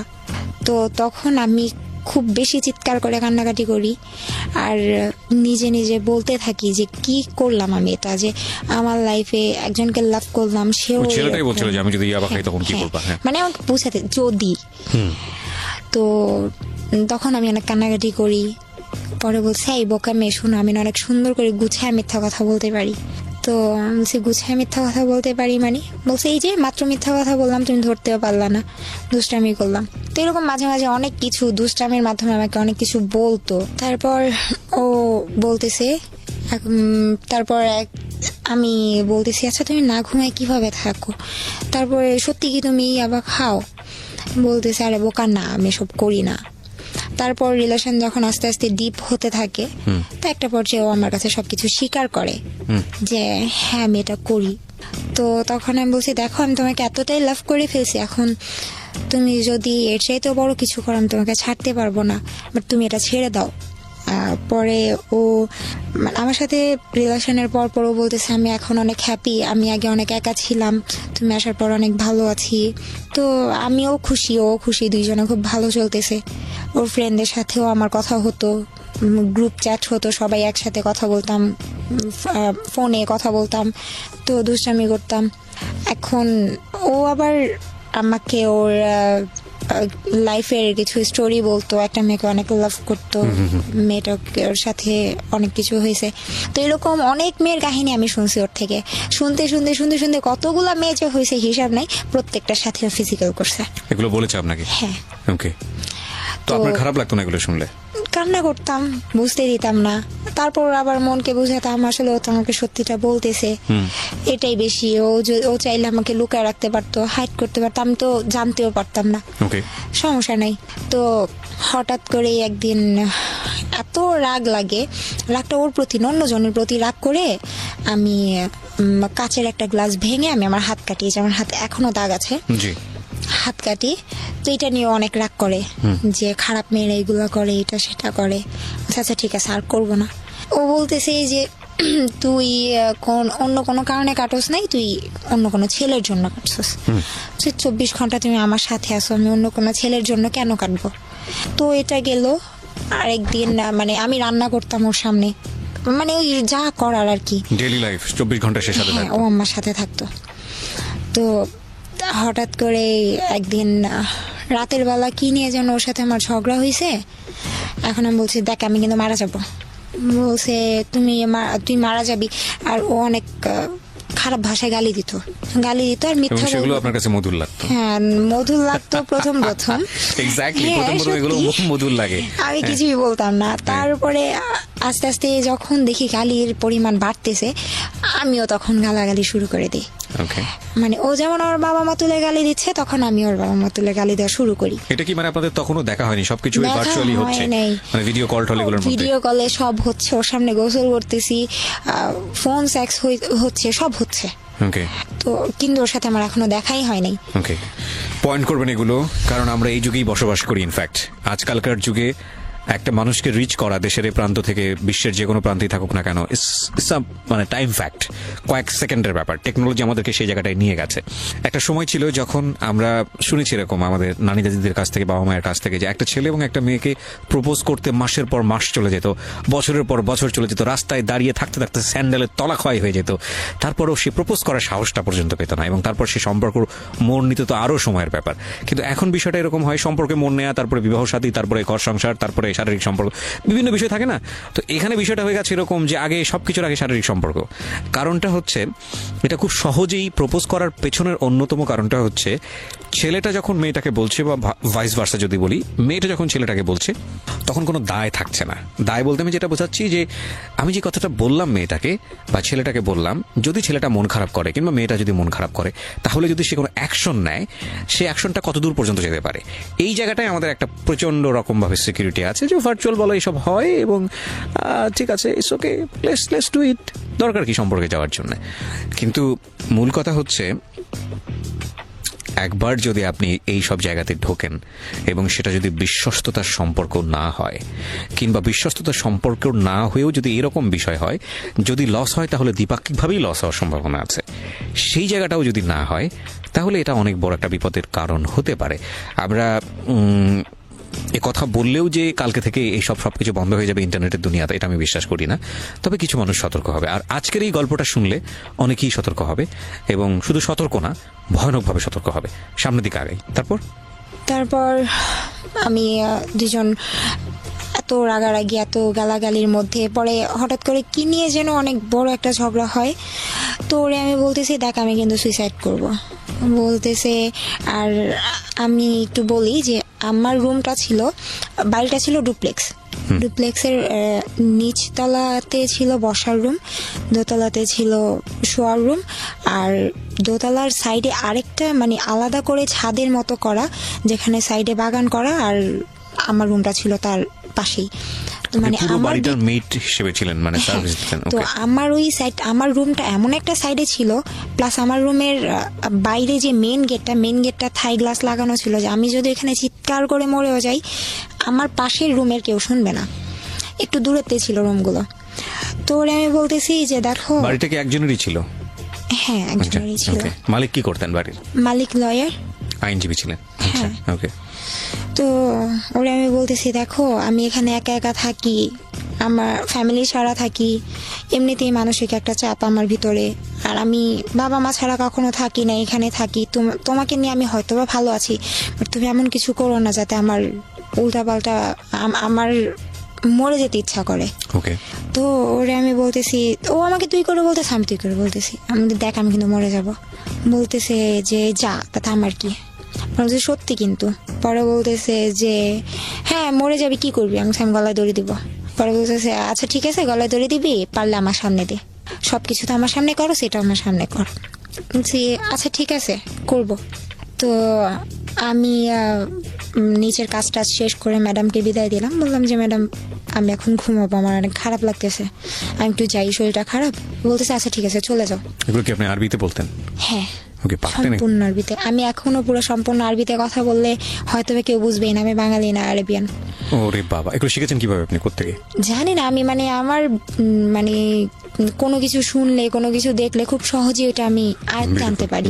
তারপর ম্যাডামকে বললাম, বলার পর এখন ম্যাডাম বলতেছে যে তোমার মুখটা এমন লাগতেছে কেন, তুমি কি দেশে কথা বলছো, তোমাকে দেশে টাকা পাঠানো লাগবে? না, আমার টাকা পাঠানো লাগবে না। তো আরবিতে কথাটা বলার পরে আমি বলছি, আমি যদি না থাকি আমি টাকা দিয়ে কি করবো? বাংলায় বলছি কথাটা, আরবি তো এটা বলার পর বাংলা এটা বলছি। তো ম্যাডাম বলতেছে এই তুমি বাংলায় কি বললা, তুমি কি আমার গালি দিলা? তো আমি বলতেছি যে ম্যাডাম আমি আপনাকে অনেক লাভ করি। ম্যাডাম আমাকে অনেক আদর করতো, কারণ দেখা গেছে আমি যখন ফ্রি টাইম থাকতো কাজের তখন আমি ম্যাডামের পাশে বসে থাকতাম। মানে আমার মায়ের মতো, আমার মাকে কোনোদিন এতটা সেবা করিনি যতটা উনাকে করছি। আর আমি ওনাকে অনেক জ্বালাতাম, মানে ওনার ছেলে মেয়ে যেভাবে জ্বালাতো আমিও জ্বালাতাম। তো উনি বলতো যে আমার 3টা না 4টা ছেলে মেয়ে, 2 মেয়ে 2 ছেলে। তো উনি বলতেছে তুমি আমার গালি দিলা? বলছে আমার এত বড় সাহস আছে আমি আপনাকে গালি দিব? বলতেছে আচ্ছা ঠিক আছে যাও ঘুমাও। তারপর আমি বিদায় টিদায় দিয়ে ঘুমাতে গেলাম। তো তখন আমি ওর বলতেছি, তখনও কিন্তু লাইনে অডিও কলে, মানে যখন সামনে কেউ থাকে তখন অডিও কলে থাকে, আর আমি যখন একা থাকি তখন ভিডিও কলে। এখন কি অবস্থা আছে? আপনার ফোনে কি আছো? না না, ওকে ফাইন। ফোন অফ হয়ে গেছে। তো তারপর আমি উপরে যাওয়ার পর মানে ম্যাডাম বুঝতে পারছিল হয়তোবা যে আমার মন খারাপ। তো আমি উপরে যাওয়ার 5 মিনিট পরে উনি আমার পিছে পিছে যায় আর আমার মেন গেটের দরজাটা নক করে। বলতে আমি বলছি আপনি কেন আসছেন? আমি গেট বন্ধ করে দিলাম, আমি তো ঘুমাবো। বলতেছে যে আচ্ছা তুই গেটটা খোলা রেখে ঘুমা, তোর ঘরের গেট লাগা কিন্তু এটা খোলা রাখ। কিন্তু আমি আমার রুমের গেট কখনো বন্ধ করতাম না, কারণ আমার রুমের গেট একটু সমস্যা হতো, বন্ধ হতো না, এই জন্য মেন গেটটা বন্ধ করে ঘুমাতাম। তো আমি বলতেছি ম্যাডাম কি করবেন আপনি? বলতেছে যে আমি এখানে বসে সীসা খাবো। আমি সীসা বানাতে পারি খুব ভালো করে। আপনি? হ্যাঁ, অনেক সুন্দর করে বানাতে পারি। সীসা কি ওদের দেশে লিগ্যাল না? সবাই খায়? হ্যাঁ, সবাই খায়। ওকে। তো সীসাটা পরে আমি বলতেছে আচ্ছা তুই তো ঘুমাতে যাবি, আমার সীসাটা বানায় দিয়ে যা। তো বানায় টানে আমি রাখলাম না, ভাবছি যে হ্যাঁ উনি এই জন্যই আসবে, কিন্তু ওনার ছিল যে গেটটা খোলা রাখবে উনি। তারপর উনি চলে যায়। তো আমি তখন আমার বয়ফ্রেন্ডকে বলতেছি যে দেখো আমার অনেক খারাপ লাগতেছে, তুই দেখ তো আমার অনেক খারাপ লাগতেছে, তুই আমার সাথে এমন করিস না। বলতেছে যে তুই না মরবি বললি, মরবি না, ভয় লাগতেছে? সে না, ভয় আমি পাই না, ভয় জিনিসটা আমার ভিতরে নাই। পরে বলতেছে যে তো মরবি মর। আমি বলছি হ্যাঁ মরবো তো। আচ্ছা দাঁড়া আমি আর আম্মুর সাথে একটু কথা বলি। তারপর ওরে কনফারেন্সে রেখে আম্মুর সাথে কথা বললাম। ওরে কনফারেন্সে রেখেছেন মানে? ও কথা বলতো আপনার মায়ের সঙ্গে? ও কথা বলতেছে না, চুপ করে শুনছে যে আসলে আপনি আমার সঙ্গে এতটা প্রাইভেসি শেয়ার করা, মানে ইমোশনালি ফুল হলে যেটা হয় আর কি। ওকে বলেন তারপর। তারপর ও মানে যখন আমি রুমে গেলাম, আমি আমার রুমে যাই, যাওয়ার পরে ও বলতেছে যে মামা একটা কাজ কর। আমি কি করব? বলতেছে তোর ফোনে যে আমার ছবিগুলো আছে ছবিগুলো ডিলিট কর। আমি ছবি ডিলিট করব, আচ্ছা করতেছি। পরে বলতেছে ডিলিট করার সময় স্ক্রিনশট দিবি, তারপর ডিলিট করার পরে গ্যালারি স্ক্রিনশট দিবি, আমি সবকিছু দেখবো, প্রুফ দে তুই যে সবকিছু কাটছস। সবকিছু ডিলিট করে দিলাম।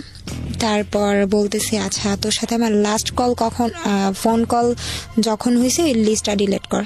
তারপর মানে হাসতেছিলাম যে পরে আমি বলতেছিলাম আমি যদি এই দেশে মরে যাই তোমার ওই দেশে পুলিশ ধরবে না, ভয় পাও কেন?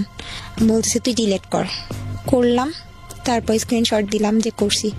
পরে বলতেছে আচ্ছা ঠিক আছে এবার যা করার কর। তারপর আমি ওয়াশরুমে গেলাম, যেহেতু বাইরের দেশে কোনো ফ্যান এরকম আমাদের দেশের মতো ফ্যান চলে না, ওদের হয় এসি না হয় এমনিতে কিছু থাকে না। ওয়াশরুমের মানে যে জানালাগুলো থাকে সেগুলো অনেক উঁচুতে থাকে। তো ওরে আমি ফোন দিয়ে লাইনে রাখছি, ও বলতেছে, আমি বলছি আচ্ছা আমি ফোনটা রাখি। বলছে না আমি লাইনে থাকবো, আমি দেখবো তোর কত বড় কলিজা। তো মানে আমার এখনো বুক কাঁপতেছে, কথাগুলো মনে পড়লে এমন লাগে। তারপর ওরকে লাইনে রেখে আমি বেসিনের উপর ফোনটা রাখছি। রাখার পর কমেটের কাভারটা বন্ধ করে কাভারের উপর দাঁড়াইছি। দাঁড়ানোর পর আমি আমার বাংলাদেশ থেকে যে 3 পিস নিয়ে গেছি সেটার ওড়নাটা আমি ওই জানালার সাথে বাঁধলাম। এখন বলতেছে যে এতক্ষণ লাগে। তারপর বাঁধার পরে একদম এক পর্যায়ে ফাঁসি যেভাবে দেয় সেভাবে পুরোপুরি শেষ। ওর দিকে তাকায় দেখে ও হাসতেছে, মানে ফোনে ভাবছে হয়তো এই পর্যন্ত করে আমি নেমে যাবো, আর কিছুই করব না। তারপর একটা পর্যায়ে আমি গলার মধ্যে ওড়নাটা ঢুকানোর পর আমি পাটা ছেড়ে দিই। ঝুলে যান? হ্যাঁ ঝুলে যাই। তারপর ও খুব চিৎকার করে, লাউড স্পিকার ছিল, আমি শুনতেছিলাম, দিল মামার নাম, ওইখান থেকে নাম তুই। তো আমি ওইখান থেকে যে নামবো, আমি তো পায়ের নিচে কোনো টুল দিয়ে নেই নাই, আমি কমেটের উপরে দাঁড়ায় নিছি। এখন ওই পর্যন্ত পাটা আমার যাবে না, আমি নামতে পারবো না। আর আমি যে হাত দিয়ে ওড়নাটা খুলবো ওইরকম কোনো মানে স্কোপ ছিল না। তো আমার এমন অবস্থা হয়ে গেছে, ও ভয়ে ও ফোনটা কেটে দিছে। ও এটা ভয় পাইতেছিল যে কেউ যদি এসে দেখে ও লাইনে, হয়তো ওর নামে কেস হবে। আর এই জন্য ও সবার আগে ওর ছবিগুলোর কলেজ সবকিছু ডিলিট করছে। করার পর জানি না, হয়তো বা কপালে মরণ নাই, তার ওই যে ম্যাডাম রুম খোলা রাখছে, ম্যাডাম আসছে, আসার পর দেখতেছে যে আমার অবস্থা একেবারে খারাপ হয়ে গেছে। উনি তো চিৎকার দিয়ে সাথে সাথে এসে উনি কমেটের উপর দাঁড়ায়, তারপর কেচি দিয়ে ওনাটা কেটে ফেলে, কারণ খোলার মতো অত সময় ছিল না। তো আমাকে নামানোর পর আমি সাথে সাথে সেন্সলেস হয়ে যাই। তার কখন জ্ঞান ফিরছে আমি জানি না। তো ম্যাডাম মানে আমার জ্ঞান ফেরার পর আমাকে একটা থাপ্পড় দিছে, অনেক বলছে এইটা করার জন্য তুই উপরে আসছস। আমার মন বলছিল তুই উল্টাপাল্টা কিছু করবি, এই জন্য আমি গেটটা খোলা রাখছি, আজকের পর তুই কোনোদিন গেট লাগাবি না। তো এই ঘটনা ঘটলে তো মানে আমাদের মতো জায়গা হলে তো বাসা থেকে বের করে দিত। হ্যাঁ, কিন্তু উনি আমাকে অনেক আদর করতো, প্লাস উনি আমাকে যে নিছে ওনার বাসায়, ওনার অনেক টাকা নষ্ট করে নিতে হয়েছে। আর সবচাইতে বড় কথা, উনি আমার মায়ায় পড়ে গেছিল। এটা আমি সবসময় শুনছি, সবাই আমাকে বলে যে আমি নাকি মানুষের সাথে অনেক মিশতে পারি, মানুষের মন জয় করতে পারি, জানি না। এটাও বলতো যে তুমি আমার মাকে মানায় চলতে পারবা। তো তারপর আমার যখন জ্ঞান ফিরে আমি ওকে ফোন দিই, ফোন দেওয়ার পর ওর মধ্যে কোনো ফিলিংস নাই।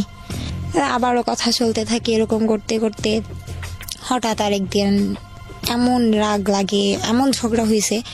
আবার একদিন মানে এই ভালো চলতেছে, 24 আওয়ার্স আমার সাথে থাকতেছে, সবকিছু হচ্ছে, এর মধ্যে আবার এমন ঝগড়া হয়। আমি বলছি দেখ আমি কিন্তু আবার মারা যাবো, আবার সুইসাইড করবো। বলতেছে কয়বার করবি, কর না, তোর তো কিছু হয় না, তুই মরবি না। যে দেখো বেশি ভালো হবে না কিন্তু। পরে বলতেছে আচ্ছা তুই কি করবি কর। তারপর আমি ওইখানে ম্যাডামের রুমে ওষুধের একটা আলাদা একটা ছিল, আপনার আলাদা একটা সাইট ছিল যেখানে শুধু ওষুধ থাকবে। ওইখানে গেলাম, ওইখানে যাওয়ার পর অনেকগুলো ওষুধ নিলাম। নেওয়ার পর তখনও বলতেছে তুই কি করবি, ভিডিও কল আমার সামনে কর, তুই করবি, আমার বিশ্বাস হয় না। মানে আমাকে ও করাবি, এটা করতেই হবে, ও দেখবে নিজের চোখে প্রমাণ। তোর সামনে আমি প্রায় 3টা ওষুধ যখন খেলাম তখন বোধহয় থাকার কিছু করা লাগবে না, তুই দেখবি, শেষটা দেখে যা। শেষ পর্যন্ত আমি সবগুলো ওষুধ মানে খাওয়ার আগে পর্যন্ত মানে খাবো 5টার মতো খাইছি। তার মধ্যে আমার আরেকটা ফোন আসে, আরেকটা ফোন আসার পর আমার আম্মুর ফোন ছিল, সেটা ফোনটা ধরার পর আমি কথা বলতে বলতে মানে ইমোশনাল হয়ে যাই।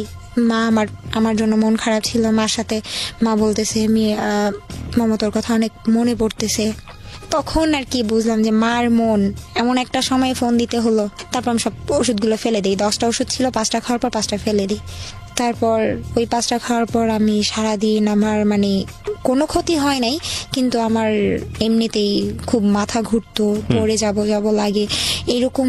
তারপরে লাস্ট আমি যখন বাংলাদেশে চলে আসব তার আগে আরেকবার এরকম ঝগড়া হয়, তখন আমি আমার ঘরে আগুন লাগিয়ে দিই। ওখানে? হ্যাঁ, ওইখানে আমার খাট ছিল না, ওইখানে তো আপনার যেই আলাদা যেই বেডগুলো থাকে যে ফর্মের, ওইগুলো ছিল, আমি ওটার মধ্যে আগুন লাগিয়ে দিই। তারপর ঘরের দরজা পর্যন্ত বন্ধ করে দিই। একেবারে ঘরে যা ছিল সম্পূর্ণ পুড়ে গেছে, আমি সেন্সলেস হয়ে গেছি ঘরের মধ্যে।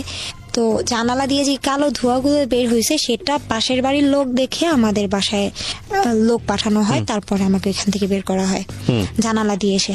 তারপর আপনার মালিক আপনাকে কিছু বলে নাই? তারপরেই তো আমাকে একদম তাড়াতাড়ি করে টিকিট কেটে পাঠিয়ে দিল। ও এই ঘটনার পরে আপনাকে টিকিট কেটে হ্যাঁ। পাঠিয়ে দেয়? আচ্ছা। যে এইভাবে রাখলে তুই যে কোনো মুহূর্তে একটা কিছু করে ফেলবি। আসার পর ভালোই সম্পর্ক চলতেছে। না দাঁড়ান, আসার পরে আপনি ওনার সঙ্গে ফার্স্ট মিট করলেন? ফার্স্ট মিট করি, ফার্স্ট মিট করার পর। এটা কতদিন আগের ঘটনা, কবে আসছেন আপনি? এই রোজার ঈদের, গত রোজার ঈদের। মানে 1 বছর হয়ে গেছে আপনার? 1 বছর প্লাস রোজার মধ্যে। গত রোজার ঈদের আগের রোজার ঈদ।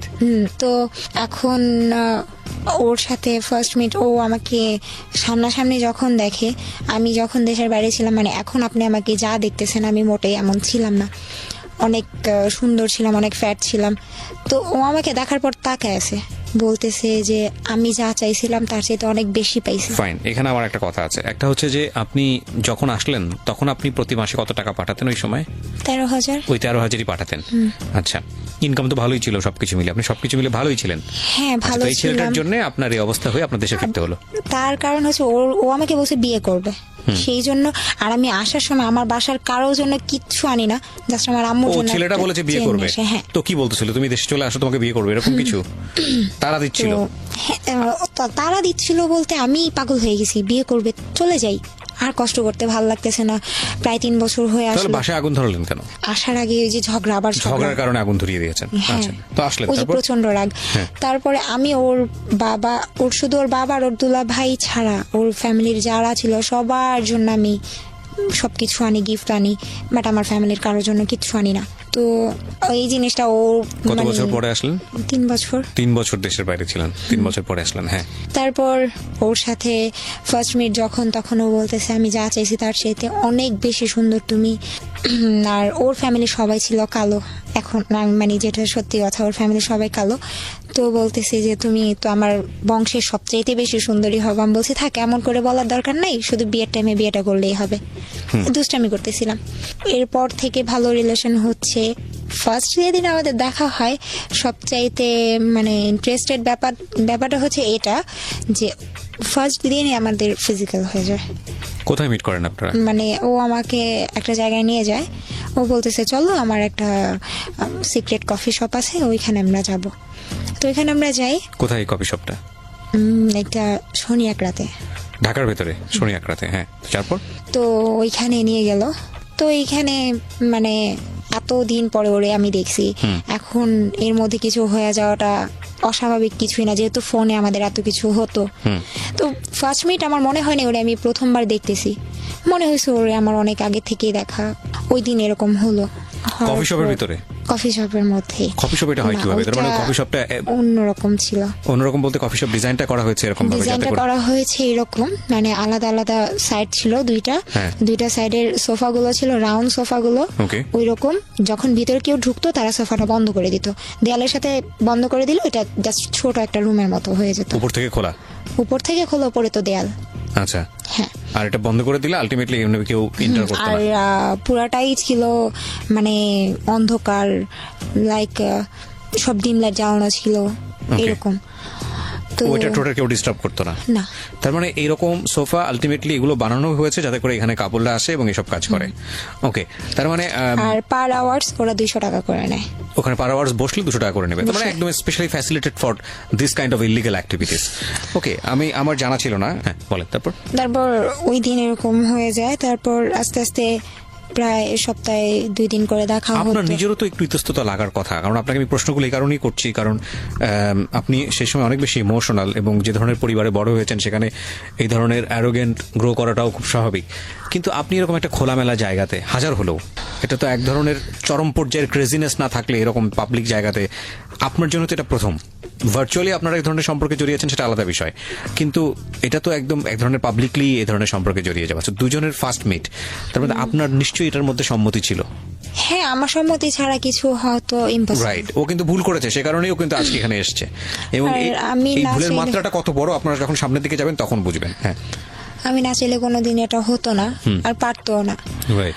তারপর ফার্স্ট আমাকে একটা পিল দেয় ওই দিনই? হ্যাঁ। ওকে। তো আমি ওই পিলটা নেওয়ার পর আমার খুব মানে কেমন যেন লাগে। আমি এটা মানে আমার শরীরে এটা শুট করে না। আপনারা তো কেমন বিয়ে যেন করার জন্য হয়। এসেছিলেন, তো বিয়ে করার জন্য আসলে বিয়েটা সময় করতেন? নিচ্ছে, করবে। তো তারপর ঈদ ছিল, ঈদের এইরকম একটা কাহিনী ঘটে রমজানের মধ্যে, তাও আবার ও রমজানের মধ্যে? রমজানের মধ্যে এরকম একটা খারাপ একটা ব্যাপার ঘটে যায়। তারপর ঈদের 2 দিন পর আমরা আমি বাসায় জানানো হয় যে আমি কক্সবাজার যাব ফ্রেন্ডদের সাথে। তো ওর ফ্রেন্ডদের আগেই পাঠায় দেয়, ও বলে যে আমরা ওর ফ্রেন্ড নিয়ে যাচ্ছি। ওর ফ্রেন্ডরা ওর আগে থেকেই হোটেলে রুম বুক করে রাখে। তো আমরা এখানে গিয়ে উঠি, বাসের মধ্যেও ঝগড়া লেগে গেছে, এরকমই হয়। তো আমার মন খারাপ।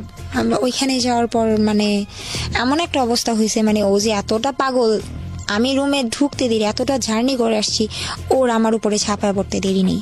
এক কথায় না বললে পারলাম না। মানে আলটিমেটলি বিষয়টা ছিল এরকম যে আপনারা ওখানে গিয়ে পার্সোনালি টাইম পাস করবেন। হ্যাঁ, ওকে, তো Plus আপনি ঘুরবো। ওকে, তো ওইখানে গেলাম, রোজ একটা না মনে হয় 3 দিন ছিলাম, রোজই মনে হয় মানে ওই ঝগড়াটাই হচ্ছে বেশি, কাছাকাছি থেকে ঝগড়া হচ্ছে। ঝগড়াও হচ্ছে। কিসের ঝগড়া ছিল, কি বিষয়ে নিয়ে ঝগড়া হতো? এই ছোটখাটো ব্যাপার নিয়ে ঝগড়া লেগে যাচ্ছে, আচ্ছা, কথাই মিলছে না। তো এর মধ্যে আমি ওকে একটা কথা বলছিলাম যে যাই করো আমার সামনে করবা, তুমি যত বড় অপরাধ করো আমার সামনে যদি করো আমি তোমাকে মাফ করে দেবো, আমার পিছনে কিছু করবো আপনার না। সন্দেহ তো কোনো অপরাধ করে? ওই যে নেশাগ্রস্ত নেশা নিত, ব্যাপার মানে বা ইয়াবা কোনো তখনও মেয়েলি নিচ্ছে? কোনো ব্যাপার, হ্যাঁ। তখন ও আমাকে, আর ওর সবগুলো টাকা আমার কাছে ছিল। তো একটা জিনিস ভালো লাগতো, ওর যখন টাকা লাগতো মানে ওই জায়গায় থাকাকালীন আমার কাছে টাকা চাইতো যে দাও, আর একটা কথা ও আমাকে বউ বলে ডাকতো। হুম, বউ আমার টাকা প্রেমে লাগবে, পড়ে অনেকেই বউ বলে ডাকে। হ্যাঁ, যে আমার টাকা লাগবে আমি এটা করব। তো একদিন আমি বলছি কি করবা, বলছে ড্রিঙ্কস করবো। আমি বলছি আচ্ছা তোমার ফ্রেন্ডরা আছে, আচ্ছা ঠিক আছে করো, বাট আমার সামনে। বলতেছে তোমার সামনে কেমনে? আমি বলছি তোমার নাম, বলছি যে যা করবো আমার সামনে করবো, আমি কিছু বলবো না। তো ওর ফ্রেন্ডদের রুমে আমাকে নিয়ে যায়, আমার সামনে ওরা সবাই মানে রুমের ভিতরে ঢুকার পরে আমার জাস্ট এই মানে মনে হয়েছে আমি সেন্সলেস হয়ে যাব। কেন? ওরা প্রচন্ড পরিমাণে ইয়াবা খাইছে রুমের মধ্যে, মানে আমার বয়ফ্রেন্ড না, ও তো পরে আসছে, ওরা সবাই মিলে মানে ওই গ্রুপটাই ছিল এরকম। এটা কি হোটেলের রুমেই? হ্যাঁ। তো ও ঢুকার পরে আমার এত খারাপ লাগতেছিল, আমি না পেরে আমি বারান্দায় চলে গেছি। তারপর আবার ঘরে আসলাম যে এত ভাল লাগতেছে না, কতক্ষণ বারান্দায় থাকা যায়। তারপর একটা পর্যায়ে আমার সামনেই ইয়াবা খাওয়া শুরু করলো, ড্রিঙ্কস করলো, করার পর আমাদের রুমে চলে গেলাম। তো 3টা দিন মানে ও নিজে মানে এই কথাগুলো বলতেছি এই জন্য যে ও যদি কখন এটা শুনে, ও হয়তো বা নিজের মন থেকে হইলেও ও মানবে যে হ্যাঁ এটাও করছে, যে ও জানতো যে আমার লাইফের ফার্স্ট ওই ছিল। কারণ 3 দিন ও আমার সাথে ছিল, 3 দিনে মানে আমার কি অবস্থা হয়েছে আমি জানি, দিন রাত এক হয়ে গেছে। মানে ওর ভিতরে যে মানুষ বলে কিছু ছিল না, ও আমি মানে ও হয়তো বা ইয়াবা খেতো এই জন্যই হয়তো বা এরকম ছিল, আমি জানি না। ও আমাকে বলছে যে ইয়াবা খেলে নাকি এরকম হয়, সেক্সুয়াল দিকগুলো নাকি একটু বেশি কাজ করে। তো আমি বলছি তুমি ইয়াবা খেয়ে যদি তুমি এরকম করো, আমার সহ্যের একটা ব্যাপার থাকে, আমি তো কিছু খায় নেই। হ্যাঁ আমি একটা নর্মাল মানুষ, আমার খারাপ লাগে। তো ও কিছু মানতো না, ওর মতো ও করতো। তো একটানা 3 দিন এরকম, তারপর আমি প্রায় সিক হয়ে যাই, এরকম অবস্থা। মানে অমানসিক ভাবে চলতে থাকে বিষয়গুলো। হ্যাঁ এগুলো চলতে থাকে। আমারও ইচ্ছা ছিল আমি কখনো ওরে মানে ওর মন খারাপ হোক, ওর ভালো লাগে না বা ওর কষ্ট পাক এমন কিছু কাজ আমি কখনোই করতাম না। থাক আমার কষ্ট হোক, ও যা খুশি করুক। তো ওইখান থেকে যখন আমরা দেশে মানে ঢাকা আসি, তারপর ওই ফার্স্ট আমাদের ছবি তোলা। ছবি তোলা বলতে মানে যখন ফিজিক্যাল হচ্ছে কক্সবাজারে গিয়ে, হ্যাঁ তখন কি করেন আপনারা? এগুলো ভিডিও করেন? ও ভিডিও করতেছে। আপনার কি আপনার সম্মতি ছিল সেটাতে? আমার সম্মতি ছিল। আমি বললাম না যে ও এমন কিছু করুক, মানে আমি চাই না যে ও এমন কোনো ওর ভিডিও কাজে করার কষ্ট ব্যাপারটা করুক। মাথায় আসলো কেন? ওর ইচ্ছা হয়েছে, ও দেখবে আচ্ছা, আমাদের দুইজনের ভিডিওটা একসাথে কিসে হয়? ফোনে, ফোনেই ভিডিও করে? ওকে, আমার সামনেই করে। তারপর এখান থেকে আসার পর ওর ফ্যামিলি জানতো আমাদের ব্যাপারটা। আচ্ছা। তো আমি ওর বোনকে একদিন নক করি, তো ও একটা পর্যায়ে দেখি আমি যখন আপনাদের মধ্যে সম্পর্কের অবস্থা এত বাজে, এত কিছু হচ্ছে, গায়ে আগুন ধরার মতো ঘটনা ঘটে যাচ্ছে। আপনি ঠিক আছে, আপনার নিজের একটা সম্মতি ছিল, আপনার বয়সও কম, আপনি গেলেন ওখানে, এরকম একটা সম্পর্কে জড়াচ্ছেন, সামনাসামনি সবকিছু দেখছেন, তারপরও এই ভিডিও করার যে ব্যাপারটা, এটা আপনি নিজে থেকে অনুমতি দিয়েছেন ওকে? আপনার একবারও চিন্তা হয়নি যে এই ভিডিওটা অনেক বড় একটা বিপদ ডেকে নিয়ে আসতে পারে? অনেক বিশ্বাস করতাম। দ্যাটস অ্যাকচুয়ালি হ্যাপেন, প্রিয় শ্রোতা। কেন বলছি?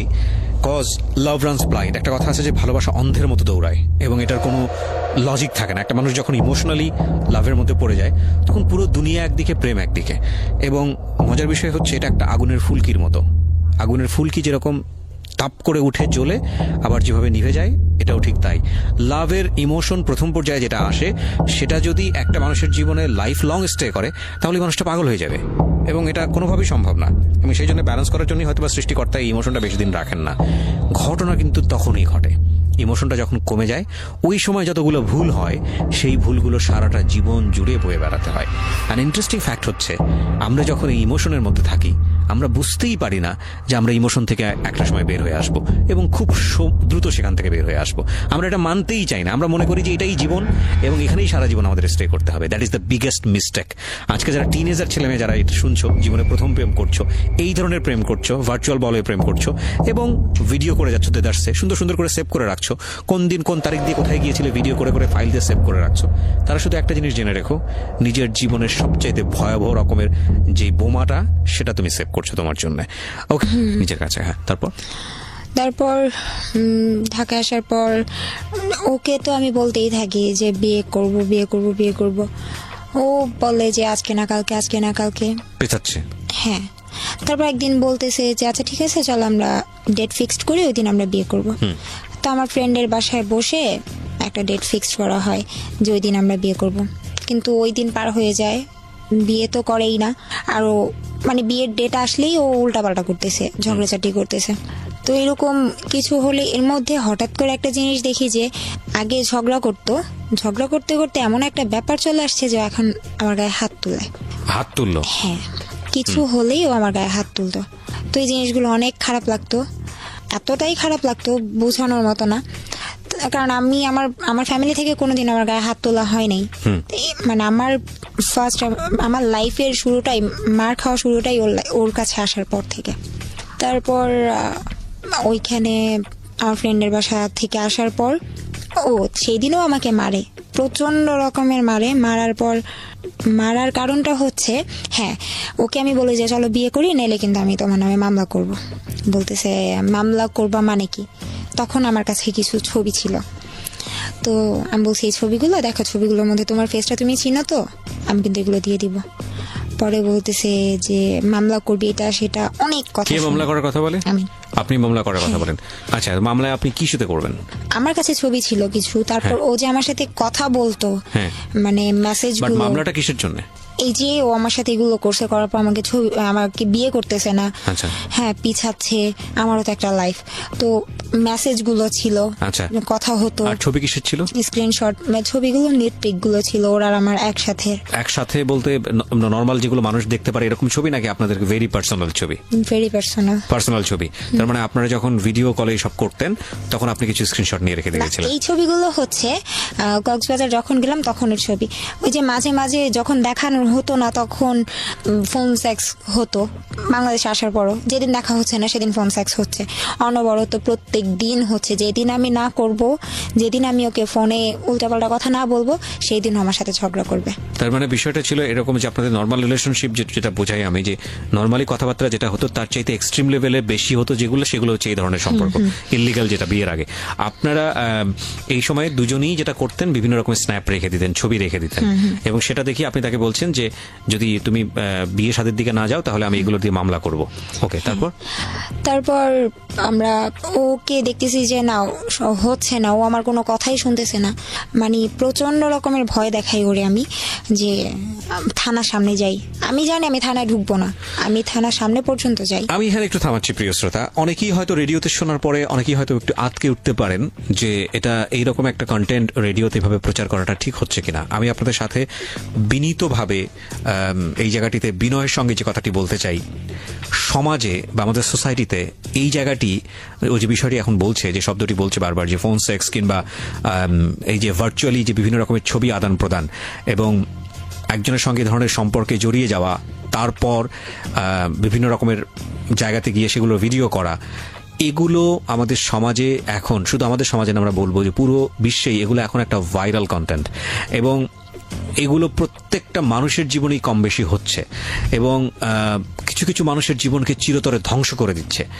এই জিনিসগুলো যে কতটা ভয়ানক হতে পারে, যে ধরুন আপনি আপনার স্ত্রীর সঙ্গে হয়তোবা পার্সোনালি কোনো একটা ব্যক্তিগত জায়গাতে গিয়ে এই বিষয়গুলো হয়তোবা আপনি রেখেছেন, হয়তো জীবনের কোনো একটা পর্যায়ে গিয়ে কিছু গোল্ডেন মেমোরি হয়তো নিজেরা দেখেই, হয়তোবা আপনার উদ্দেশ্য ভালো ছিল, আমি সহজ বাংলায় যদি বলি, এই ফোনটা, যে ফোনটাতে আপনি রেখেছেন বা যে ডিভাইসটাতে আপনি রেখেছেন, সেটা আপনার হাতছাড়া হয়ে গেল, এবং এটা কতটা ভয়ানক হতে পারে আপনার জন্য একটু চিন্তা করে দেখুন।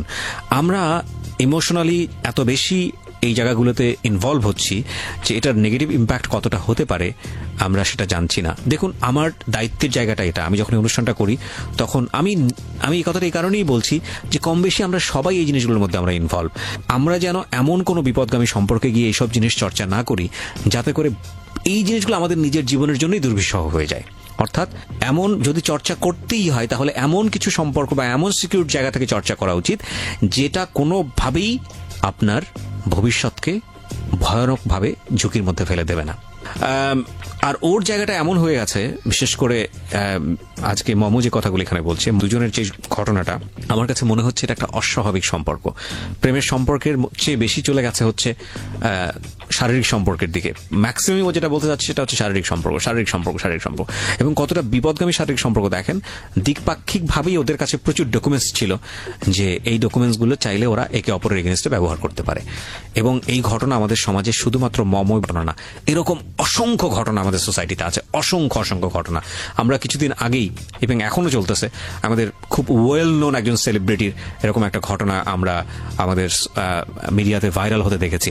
এবং আমার খুব বিরক্ত লেগেছে, আমি ব্যক্তিগত অপিনিয়ন এখানে বলছি, আমার খুব বিরক্ত লেগেছে এরকম একটা ইস্যু নিয়ে মানুষের এত বেশি আগ্রহ দেখে। ব্যাপার হচ্ছে যে এটাই যে আসলে আমরা কনস্ট্রাকটিভ বা ভালো জিনিসের প্রতি যতটা আগ্রহ দেখাই, আমাদের খুব ন্যাচারালি এইরকম জিনিসের প্রতি আগ্রহটা অনেক তীব্র হয়। এবং এটা নিয়ে যত পরিমাণ নাড়াচাড়া হয়েছে সোশ্যাল মিডিয়াতে, যেটা আসলেই খুব দুঃখজনক, দ্বিপাক্ষিকভাবেই খুব দুঃখজনক। কিন্তু আমার মনে হয় যে এটা শুধু একজন সেলিব্রিটি কিংবা সেলিব্রিটির সাথে জড়িত একজন মানুষ তার ঘটনা না, এরকম ঘটনা আমাদের সমাজে অহরহ ঘটছে। কিছু কিছু আপনি জানতে পারছেন, কিছু কিছু আপনি জানতে পারছেন না। এই কিছু না, আমি বলবো অনেক বড় একটা অংশই হয়তো আপনি জানতে পারছেন না। মমো, তারপরে আপনি ভয় দেখানোর পরে কি হলো? তারপর আমার ইচ্ছা ছিল যে ওকে আমি জাস্ট ভয় দেখাবো, আর কিছু না। থানার সামনে গিয়ে মানে ফার্স্ট আমি বললাম, দেখো আমি রাস্তায় বের হয়েছি, রাস্তার ছবি দিলাম, রিক্সা উঠছি সেটার ছবি দিলাম। তারপর থানার গেটের ছবিটা দিয়ে বললাম, দেখো আমি কিন্তু থানায় ঢুকতেছি। তখন ও প্রচন্ড পরিমাণের ভয় পায়। ভয় পাওয়ার পর আমার কাছে অনেক মাফ চায়, আর মাফ চাওয়ার পর বলে যে তুমি যা চাইবা তাই হবে। আচ্ছা ঠিক আছে, বিয়ে করবো। হ্যাঁ, ওকে, বিয়ে করবে। তারপর আমি বাসা চলে আসলাম। তখন আমি বলছি যে দেখো আমি যেতাম না থানায়, আমি আসলে তোমাকে ভয় দেখানোর জন্য করছি। ও বলতেছে যে যাই হোক বিয়ে করব, আচ্ছা ঠিক আছে চলো আসো আজকেই বিয়ে করবো। ঠিক কি? পরে বলতেছে হ্যাঁ। আমার মাথায় এতটুকু ঢুকে নাই যে আমি আমার ফোনটা সাথে নিয়ে যাচ্ছি। তো আমরা বুঝে গেছি। হ্যাঁ বলুন। আমাকেও নিয়ে গেল। ও আমাকে বলতেছে আজকে তুমি না নৌকায় ঘুরতে অনেক পছন্দ করো, চলো নৌকায় ঘুরবো। তো নৌকা এমন একটা জায়গায়, যে জায়গায় মানে মানুষ খুন করে ফেললেও লাইক একটা ছড়ের মতো। হ্যাঁ, তো আমাকে ফার্স্টে ওইখানে নিয়ে গেল। আমাকে বললো তুমি তো সকালে খাও নাই, খায় নাও। আমার একটা মানে ব্যাড হ্যাবিট হচ্ছে আমি খাওয়া দাওয়া করি না। আমাকে আগে ফার্স্ট খাওয়ালো, খাওয়ানোর পর বলতেছে আসো। নৌকা ওঠার আগেই বলতেছে ফোনটা দেখি। তখন তো আমি বুঝে গেছি যে হ্যাঁ ফোনটার জন্য। তো তখন বলছে চলো আমরা বিয়ে করবো না। বলছে যে হ্যাঁ ফোনটা একটু দাও। বলছে না ফোন দেওয়া যাবে না, ফোন দিব না আমি। তো এইটা বলাতে আমাকে একটা থাপ্পড় দেয়, আমি পড়ে যাই। আমাকে মানে আমি বলতেছি আমি ফোন দিব না, তুই আমার ফোন ছাড়, আমার হাত ছাড়, আমি চলে যাবো, আমার বিয়ে করতে হবে না, ছাড়। ও আমাকে টানতে টানতে একটা নৌকার উপরে উঠায়। নৌকাওয়ালাকে বলে তাড়াতাড়ি নৌকাটা ছাড়েন। আমাকে টেনে হেসড়ে আমাকে নৌকা উঠায়। না না, উনি দেখেই বুঝতে পারছে। উনি বলতে যেভাবে বলছে নৌকাওয়ালা বুঝতে পারছে হয়তো বা টাকা বেশি দিবে।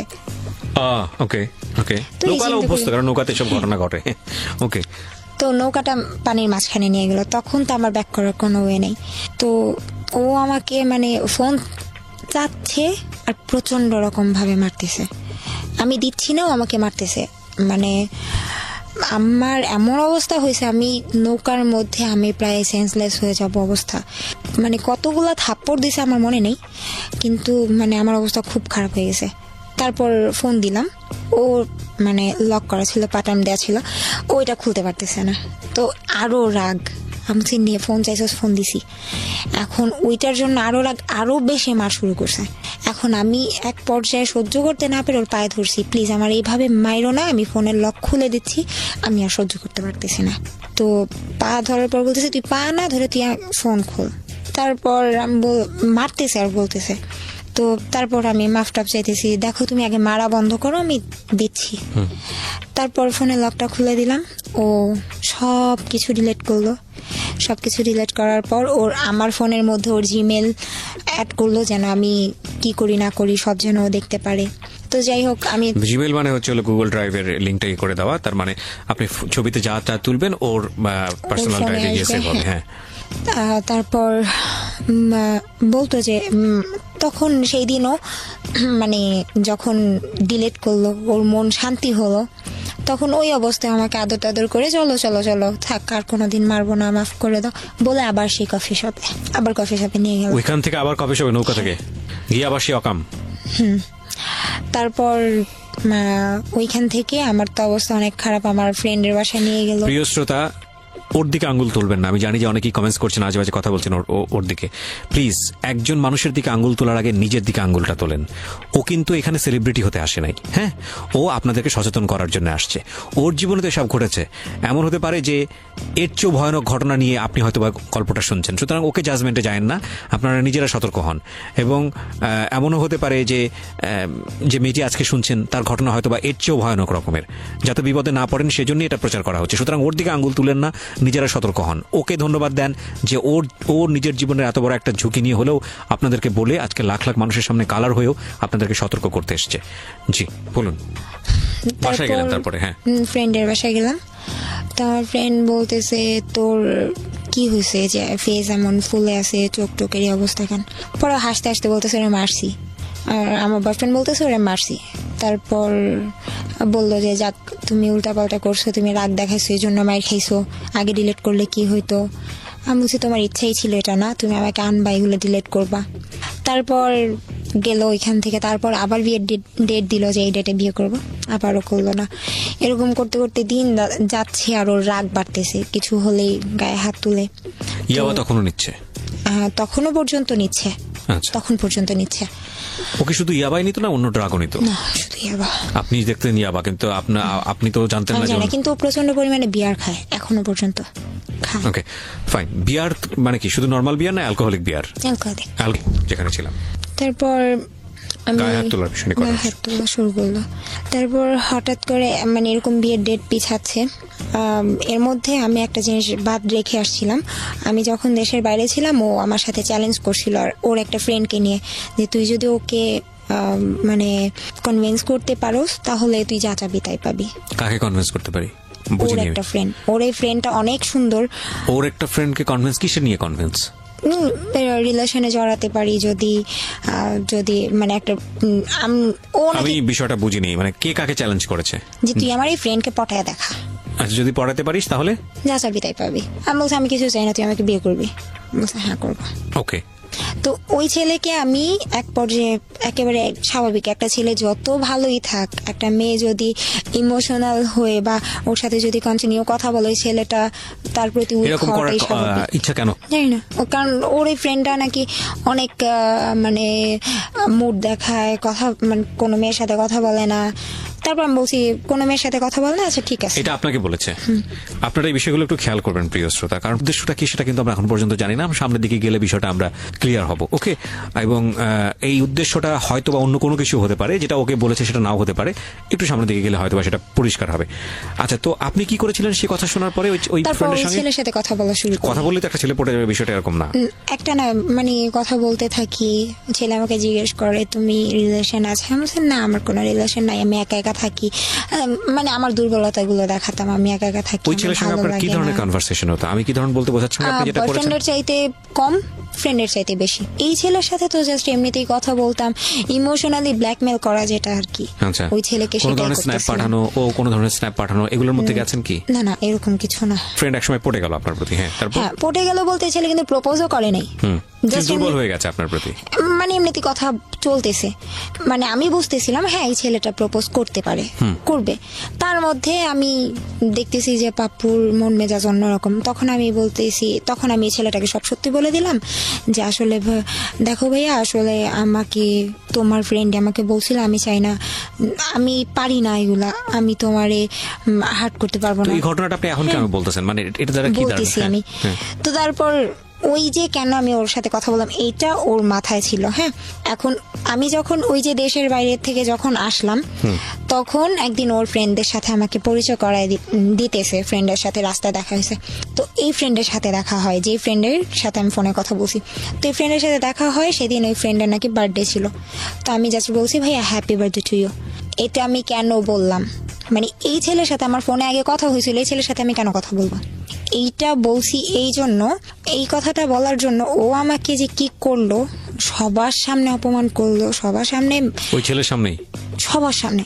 ছেলেদের সাথে কথা না বললে তোর ভাল লাগে না, এইটা সেটা। আমি খারাপ কি করলাম? ক্রেজি ছিল। এবং এটা খুব স্বাভাবিক যে ওদের যে ধরনের ড্রাগ নিত এবং যেভাবে ওর লাইফস্টাইল ছিল, সেখানে হয়তো এই বিষয়গুলো খুব স্বাভাবিক। একজন ড্রাগ অ্যাডিক্ট মানুষের সঙ্গে আসলে তার কাছ থেকে খুব নর্মাল আচরণ আশা করাটা খুব অপ্রত্যাশিত। তবে এটাও ঠিক যে ড্রাগ না নিয়েও মানুষ অনেক সময় খুব অ্যাবনর্মাল অ্যাটিটিউড করে, সেটার পেছনে অবশ্য অনেক কারণ থাকে। যাই হোক, তারপর মানে আমি কান্না করতে করতে এখান থেকে সরে আসছি, কারণ ওই অপমানগুলো নিতে পারতেছিলাম না এতগুলো ছেলের সামনে। তারপর এরকম কিছুদিন পর পর মার চলতে থাকে, মারামারি। তো ওই দিনও মারে, যে ফ্রেন্ডের সাথে দেখা হলো ওই দিন প্রচন্ড মারে। তারপর হঠাৎ করে একদিন বলতেছে যে ও আমি এর মধ্যে আমার ভুলগুলো আমি বলে দিই, নেলে ও যদি কোনোদিন এটা শুনে তাহলে ও বলবে যে ওর ব্যাপারেই শুধু বলে গেছে, আমার ব্যাপারে বলিনি। আমার দোষগুলো হচ্ছে এটাই যে আমি যখন ও আমাকে মারতো বা ও আমার সাথে এরকম খারাপ ব্যবহার করতো, আমি সহ্য করতে না পেরে আমি চাইতাম ওর থেকে সরে যেতে। তো সরে যাওয়ার জন্য আমি অন্য কারোর সাথে রিলেশনে জড়াতে চেতাম, যে আমি যাই ওর সাথে, অন্য সন্ন্যের সাথে সেটা রিলেশন আপনার জায়গা থেকে খুব স্বাভাবিক না, কারণ আপনি তো আপনার বাবা মাকে এরকম দেখেছেন, গায়ে হাত তুলছে, মারামারি করছে। হ্যাঁ, এবং আমি খুব অবাক হচ্ছি যে এই সেম জিনিসটা দেখার পরে আপনি বিয়ের আগে সেম একই জিনিস পাচ্ছেন, তারপর এই ছেলেটাকে আপনি কেন বিয়ে করতে চাইবেন? আপনার তো একবার হওয়ার পরই এখান থেকে সরে আসার কথা। হ্যাঁ, তারপর হচ্ছে কারণ আমি ওকে অনেক লাভ করে ফেলছি। তারপর মানে আমার ভুলগুলো হচ্ছে যে আমি অন্য ছেলেদের সাথে কথা বলতাম, ওর ওই যে ওর জিমেলটা অ্যাড করা ছিল, ও দেখতো, ও আমার ফোনের কল লিস্ট ওর ওইখানে যেত। তো যার যার নাম্বার পেতো সবাইকে ফোন দিয়ে বলতো যে মম আমার গার্লফ্রেন্ড, আর সবাইকে আমার ছবিগুলো দিয়ে দিত, নিউড পিকগুলো দিত, যে দেখেন ওর সাথে আমার এত কিছু হয়েছে। নিউড পিকগুলো দিত সবাইকে? হ্যাঁ, সবাইকে বলতে যার সাথে আমি একটু মানে রিলেশনে যেতে চাচ্ছি, মানে কোনো ফ্রেন্ডলি রিলেশন নেই, আমি চাচ্ছি ওর সাথে রিলেশনে জড়ায় যাব, আমি আমার এই বয়ফ্রেন্ডের থেকে সরে যাব, এটা চেষ্টা করলেই ওই কাজটা করতো। তো তখন মানে তখন আর আমি কারোর সাথে কথা বলতাম না, তখন আমার তো মুখই থাকতো না ওই ছেলের সাথে কথা বলার, আর কি কথা বলবো। তারপর একটা পর্যায়ে গিয়ে আমি একটা জব নেই ওয়ারিতে, তো একটা ভালো একটা শপে জব নেই। ওইখানে আমার মানে যে ম্যানেজার ছিল একটা মেয়ে, আমার ভালো ফ্রেন্ড ছিল, আমার সাথে ঝগড়া হয়ে ও আমার এই ফ্রেন্ডকে এই ছবিগুলো দিয়ে দেয়, আমার এই ছবি। আমার ফ্রেন্ড, আমি মানে প্রচন্ড রকমের কান্না করি, বলতেছে দেখ দেখ এটা তুই, কত জঘন্য দেখতে তুই, মানে এই কথাগুলো আমাকে বলে আমার ফ্রেন্ড। তো বলতেছে তোর এইভাবে কথাগুলো বলার কারণ হয়েছে এটাই, যেন তুই ভুল কেন করলি, তুই এটা কেন করলি। তো তখন আমি ওরে বলছিলাম, আচ্ছা তুমি যে কাজটা করছো, একটা মেয়ে আর একটা মেয়ের সুখ কখনো দেখতে পারে না, আজকে না হোক কালকে যদি ওর সাথে আমার ঝগড়া হয় আর ওর যদি এটা দিয়ে আমার সাথে ব্ল্যাকমেল করে, ঠিক তার কিছুদিন পরে মেয়ের সাথে আমার ঝগড়া হয়েছে, ওই মেয়েটা আমাকে বলতেছে তোর এগুলো আছে, তোর কি মনে আছে? আমার কাছে কিন্তু আছে, আমি এগুলো দিয়ে কিন্তু তোর অনেক ক্ষতি করতে পারি। আমার আর কিচ্ছু বলার ছিল না, আমি মাথা নত করে ওইখান থেকে চাকরি ছেড়ে চলে আসছি। তো একটা ছেলের সাথে আমি রিলেশন করতে চাই, এরকম ওর থেকে আমি সরে যাব। তো একদিন আমার মনে আছে, সত্যি কথা, আমি ওই ছেলের সাথে রিস্কায় বসছিলাম, হাত ধরেই বসেছিলাম। রিস্কায় বসছিলাম বলতে আমি রিস্কা উঠতে পারি না, এখনো পর্যন্ত পারি না, আমার ভয় লাগে। তো আমি ছেলেটা হাত ধরে বসছিলাম, এটা ওকে আমি সত্যিটাই বলছি যে হ্যাঁ। তো এইটা জানার পর ওই ছেলেটাকেও আমার নিউড পিক দেয়, দেওয়ার পর ওই ছেলে আমার এলাকায় এসে আমাকে থ্রেট দিয়ে যায় যে এই তুই কারে বিলিভ করছস, কোন ছেলের সাথে রিলেশন করছস, আজকে আমি যদি চাই তাহলে তোর এমন অবস্থা করবো, তোর প্রস্টিটিউশন করা ছাড়ার কোনো উপায় থাকবে না। এই ছেলেটা এইভাবে আমাকে গালাগালি করে যায়, তুই খারাপ, এটা সেটা এগুলো বলে। তারপর এই ইম্প্যাক্ট গুলো খেয়াল করবেন প্রিয় শ্রোতা, যে ও কি পরিমাণ একটা জায়গায় বন্দী হয়ে গেছে এবং ওকে এই ছবিগুলা দিয়ে কি পরিমাণ ব্ল্যাকমেইল করা হচ্ছে। একটা হচ্ছে যে শাস্তি দেওয়ার, একটা হচ্ছে পুরো জীবনটাকেই একটা খাঁচার মধ্যে বন্দী করে ফেলা, এবং সে কাজটা কিন্তু এই ছেলেটা ওকে করছে।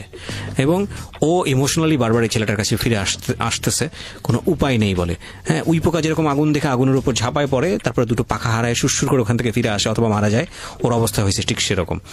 বলেন তারপর ওর থেকেও সরে গেলাম। সরে যাওয়ার পর লাস্ট আমি একটা ছেলের সাথে রিলেশন করি, ওই ছেলেটা আমার সব জানতো, আমি ছেলেটাকে সব বলছি যে আমার এগুলো হয়েছে, ও আমার সাথে এরকম ব্যবহার করে। সবকিছু জানার পর ছেলেটা আমাকে প্রচন্ড রকমের লাভ করে। তো এই ছেলেটা মানে সব জেনে শুনে ও আমাকে প্রেম করতে চায় না, আমাকে বিয়ে করতে চায়। তো একদিন ওর সাথে আমি মিট করার পর মানে সবকিছু বলার পর আমি অনেক কান্না করি, মানে কান্না পেয়ে যায়। তো ওই ছেলেটা আমাকে বলে যে আমি তোমার সাথে প্রেম করব না, আমি তোমাকে বিয়ে করব। তো সেই দিনের পরে আরেকদিন মিট হয়, তখন দুষ্টামি করতে করতে সত্যি কথা যেটা, আমি ওই ছেলের গালে একটা কিস করি। ছেলেটাই বলছিল ওর ফ্রেন্ডদের সামনে, ওর ফ্রেন্ডরা বলতেছিল আমার ভাবি, বলতেছে তোর ভাবি হয় না, আমার বিশ্বাস হয় না এটা আমাদের ভাবি। পরে আমি বলছি কি করলে বিশ্বাস হবে, বলতেছে যে আচ্ছা তাহলে ওর ভাইকে একটা কিস করেন তাহলে বিশ্বাস হবে। তো আমি তখন ওর গালে একটা কিস করি, সেটাও আমি ওরে বলে দিয়েছে আমি না এটা করে ফেলছি, আমি এটা করছি। তো তখন এটা নিয়েও অনেক কাহিনী, ওই ছেলেকেও জানা তাই শোনায়। তো এগুলো চলতে থাকে। তো একটা পর্যায়ে হঠাৎ করে একদিন মানে বলতেছে ওর নামে নাকি কোন জায়গা নিয়ে মামলা হয়েছে, ও এখন পলাতক, যে আমি এখন পলাতক আছি, আমি কয়েকদিন ঢাকার বাইরে থাকবো, তুমি টেনশন করো না, আমি সুযোগ পেলে তোমাকে ফোন দিব। আমি তো কান্নাকাটি শুরু করে দিছি, আল্লাহ এটা কি হইলো। তো আমি বললাম যে কি এমন হলো যে তোমার পলাতক থাকতে হবে, বলতেছে আমি ঢাকাতেই থাকতে পারবো না। তো বললাম আচ্ছা ঠিক আছে থাকো, ভালোভাবে থাকো।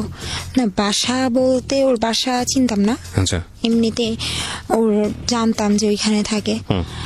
তো ওর তারপর হঠাৎ করে মানে 2-3 দিন যায়, ফোন দেয় না।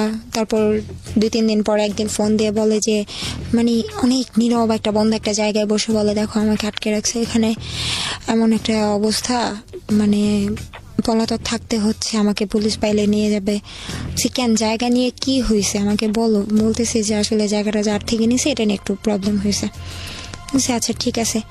তারপরে একটানা 2 সপ্তাহের মতো কোনো নেই, খবর নাই, একেবারে টোটালি কথা বন্ধ। হঠাৎ একদিন এই কথা বন্ধের এই মাঝখানে হঠাৎ একদিন আমি খাওয়া দাওয়া করতেছি, মানে কেন জানি আমার খাবার নামতেছে না গলা দিয়ে, খেতেই পারতেছি না, এত খারাপ লাগতেছে মানে বুঝাইতে পারবো না, কেমন যেন লাগতেছে। তো ওরে ফোন দিতেছি, ফোন কোনোভাবেই পাচ্ছি না। তারপর আমি ওর ফ্রেন্ডের দোকান চিনতাম এলিফ্যান্ট রোডে, তো আমি ওর ফ্রেন্ডকে ফোন দিয়ে বললাম তার কিছুদিন পরে, মানে 2 সপ্তাহ যখন শেষ, বললাম যে আসলে আমি তোমার সাথে একটু দেখা করতে চাই। পরে বলতেছে আচ্ছা ঠিক আছে আসো।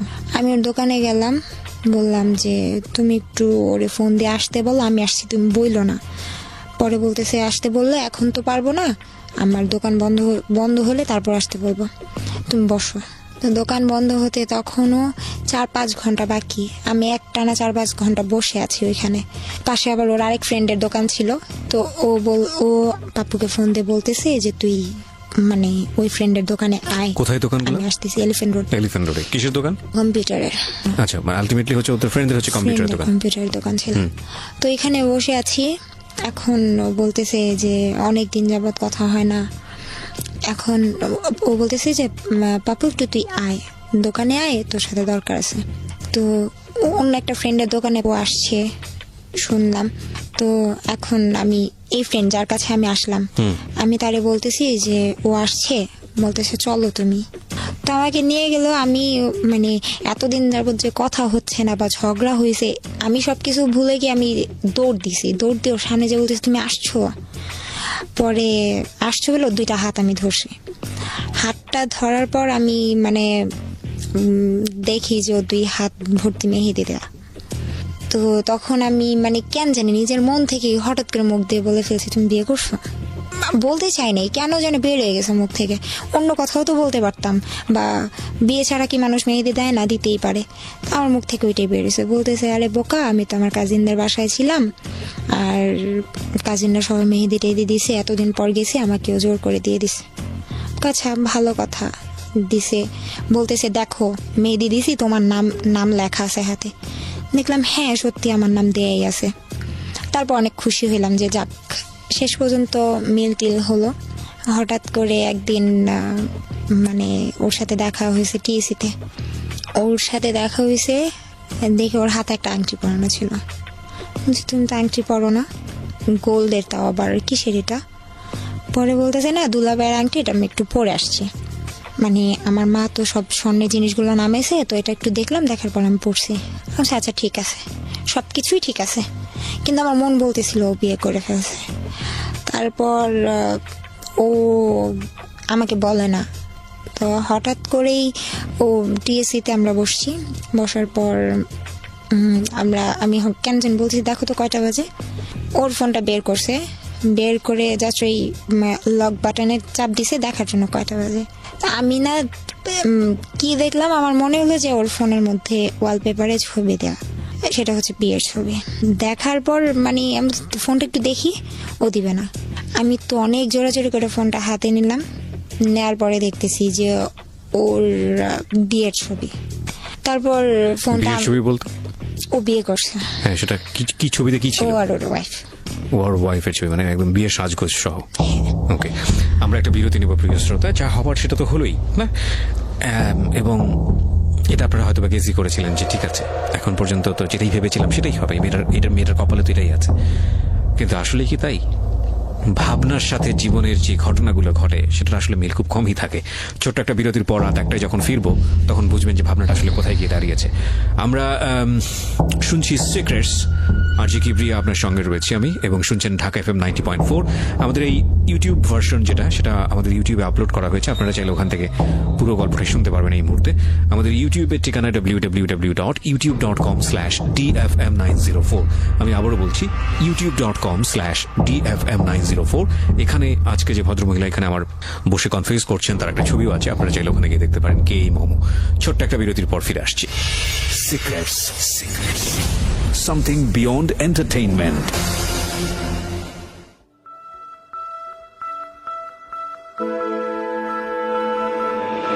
Love.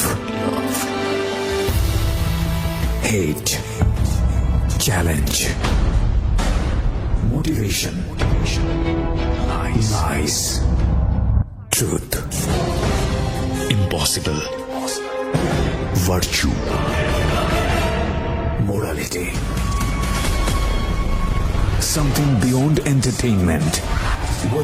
Welcome to my stage of reality. Stay tuned. Sunday and Wednesday with me RJ Kibriya, only on Dhaka FM 90.4. Secrets. Something beyond entertainment. স্বাগত আরো একবার, শুনছেন সিক্রেটস ঢাকা FM 90.4 এ। কথা না বাড়ি আমি মোমোর কাছে আবারও ফিরছি। তো বিয়ের ছবি আপনি দেখলেন, তারপর এটা কতদিন আগের ঘটনা এই বিয়ের ছবিটা দেখা? 9 মাস। প্রায় 9 মাস। ওকে, তারপর আমি ওর বিয়ের ছবি দেখলাম, দেখার পর মানে ওই মুহূর্তে কি করতেছিলেন আপনি? ওই মুহূর্তে তো আমি দাঁড়ায় ছিলাম, হঠাৎ করে দেখার পর মানে আমার অবস্থা এমন হয়েছে যে কথা বলার মতো ভাষা ছিল না, আমি সেন্সলেস হয়ে গেছি। তারপরও আমাকে নিয়ে ঢাকা মেডিকেল ইমার্জেন্সিতে নিয়ে যায়।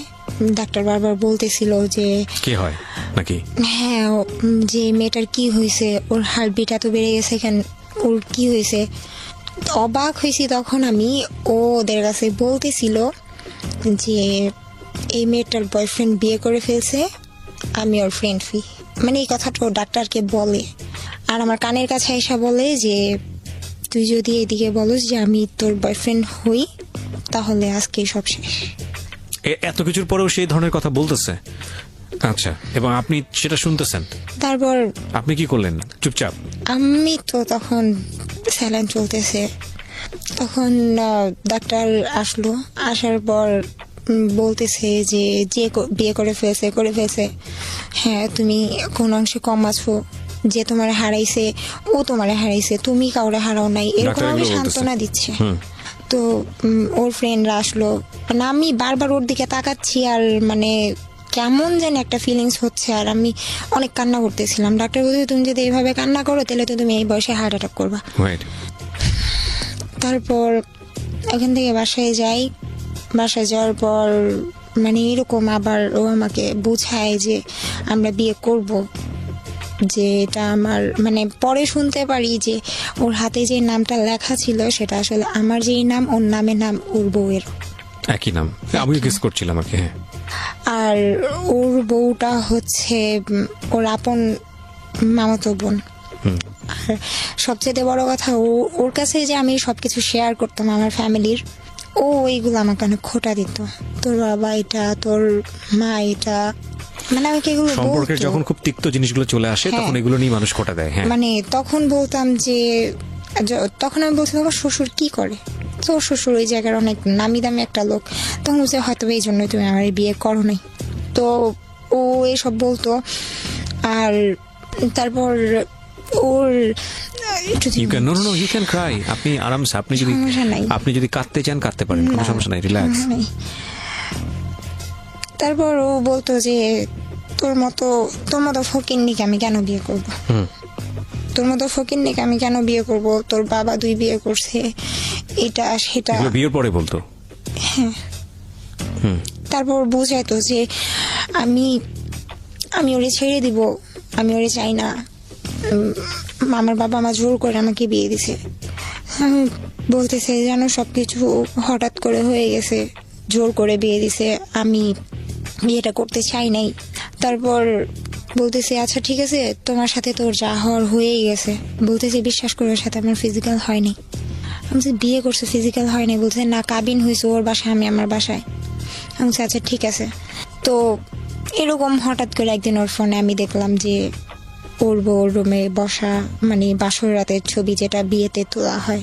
আপনার সাথে তার মানে রেগুলারও মিশতো, বিয়ের পরেও মিশতো? হ্যাঁ। ওকে। তারপর ওই ছবিটা দেখার পর আমার ওই দিন অনেক অবস্থা খারাপ হয়ে যায়। মানে যখন এগুলো দেখি তখনই তো আমার প্রায় অনেক খারাপ অবস্থা হয়ে যায়। তারপর ওর এগুলো দেখার পর আমি বলছি যে তুমি সবকিছু বাদ দাও, তুমি যদি আমার বিয়ে করা হয় তুমি ডিভোর্স করো। ও বলতেছে হ্যাঁ আমি ডিভোর্স করে তোমার বিয়ে করব। তো আর সবচেয়েতে কি যে ওর সাথে যখন ঝগড়া হয় ও আমাকে বলে যে তুই, আমি ছাড়াও তোকে অনেক ছেলেরা ইউজ করছে। তখন আমি বলছি তুমি দেখছো, তুমি নিজে জানো, তোমার মন জানে যে আমি কি ছিলাম। যেই ছেলেটা কন্টিনিউয়াসলি এসব কাজ করতো এবং আপনাকে সেই গল্পটা বলতো, সেই ছেলের মুখ দিয়ে ধরনের কথা বেরোতো কিভাবে, এবং আপনি সেগুলো আবার ডিফাইন করতে চেতেন কিভাবে? মানে আপনি সেগুলো ডিফেন্ড করতেন কেন? তারপরেও আপনি ওর কাছে জায়গা চাইতেন যে বিয়ের পরেও যদি একটু জায়গা হয় বা এরকম সম্পর্কটা যদি স্বাভাবিক থাকে। মানে আপনার টার্গেটটা কি ছিল বলেন তো, ফ্র্যাঙ্কলি বলেন। মানে আপনি নিজেকে ছোট মনে করেন না, এটা হয়, ইমোশনালি হয় এরকম। বলেছি যে যাই হোক, আমি ওরে বলছি যে দেখো আমি আমার সংসারে কখনো সুখ দেখি নাই, আমি চাই যে আমার একটা সংসার হোক, আমি ভালো থাকি, আমার বাবা মা যেটা করছে সেটা যেন আমার সাথে না হয়। ওরে আমি অনেক রিকোয়েস্ট করেছি, দেখো আমি ছোটবেলা থেকে বাবা যতটুকু সুখ দেখ সেটা বড় আচ্ছা কথা না। মামা, আমি আপনাকে থামাচ্ছি। আপনি কি বলতে পারেন ওকে আমি জানি, কিন্তু 9 মাসের ঘটনাটা আমি আনতে চাই। যে 9 মাসের বিয়ের পরেও আপনি ওর সাথে একটা সম্পর্ক মেনটেন করেছেন, রাইট? হ্যাঁ, আচ্ছা, তো এই সম্পর্কটা মেনটেন করেছেন, ও আপনাকে কি কথা দিয়ে সম্পর্কটা মেনটেন করেছে যে বিয়ে করবে আপনাকে? বিয়ে করবে। বিয়ে করার সিস্টেমটা কি হবে? ওর ওয়াইফকে ডিভোর্স দিবে? হ্যাঁ, আচ্ছা, এই ছেলেটা করে কি আসলে, পেশায় কি করে? কিছু করে না। আপনি এটা জানতে পেরেছেন। আমাকে কয়েকটা জিনিস বলেন। আপনি অনেক বিবেকবান মানুষ, আমি বিশ্বাস করি। 22-23 বছর বয়স আপনার। একটা হচ্ছে ছেলেটা কিছু করে না, 2 হচ্ছে এই ছেলেটা ড্রাগ নেয়, 3 হচ্ছে এই ছেলেটা এই অনেকগুলো মেয়ের সাথে এর ধরনের সম্পর্ক ছিল, 4 হচ্ছে আপনি তাকে যতটুকু কাছে থেকে মিশে দেখেছেন সে যতটা ফিজিক্যালি আপনার সাথে ইনভলভ ততটা মেন্টালি ইনভলভ না, আপনার সাথে কথাবার্তা বলে আমার কাছে যেটা মনে হচ্ছে। 5 হচ্ছে সর্বশেষ পেরেক যেটা, সেটা হচ্ছে একটা মেয়েকে সে আপনাকে না জানিয়ে বিয়ে করেছে এবং মিথ্যা কথা বলেছে, মামলার কথাটা মিথ্যা ছিল, রাইট? ওকে, এত কিছুর পরেও আপনি তাকে জায়গা দিচ্ছেন কেন আপনার কাছে? এই প্রশ্নের উত্তরটা শুধু আপনি আমাকে দেন, যা মনে আসে। মানে আমি আপনাকে দোষ দিচ্ছি না, মন থেকে যেটা আসবে সেটাই বলেন। লাভ করি তাই। এক্স্যাক্টলি, লাভ করেন তাই ঠিক এটা না, এটা লাভ না, এটা আমি বলি ইমোশন, ব্লাইন্ড ইমোশন। লাভ করেও মানুষ যুগের পর যুগ সেই মানুষটার কাছ থেকে দূরে থাকতে পারে, এটাও লাভ, কিন্তু এটা একটা ইমোশন এবং এটা খুব মারাত্মক রকমের ভুল একটা ইমোশন। আমরা যখন এই ইমোশনের মধ্যে থাকি আমরা বুঝি না যেটা ভুল, এটাই হচ্ছে সবচেয়ে বড় কথা, এবং এটা মেয়েদের সাইড থেকে খুব বেশি হয়। আমি আজকে ফ্র্যাঙ্কলি কথাটা বলতে পারি, কারণ তারা খুব বেশি আবেগপ্রবণ হয়। এবং একটা কথা আছে না যে আমার এক বন্ধু বলেছিল এক সময় যে একটা মেয়েকে যদি তুমি খুব সুন্দর করে যদি ডিরেক্টলি প্রপোজ করো, I want to make something special time with you, মেয়েটা হয়তো তোমার গালে ঠাস করে একটা চড় লাগিয়ে দেবে। কিন্তু তুমি যদি খুব সুন্দর করে 5টা কবিতা নিয়ে গিয়ে তাকে যদি লিখিয়ে বলো যে আমি আসলে এই ধরনের একটা সময় চাচ্ছি তোমার কাছ থেকে, সে তোমাকে সময়টা দিবে, because naturally they are like this. So ওই জায়গাটা থেকে একটা মেয়ের হয়তো ভুল করাটা স্বাভাবিক, কিন্তু ভুলের তো একটা লেভেল থাকে।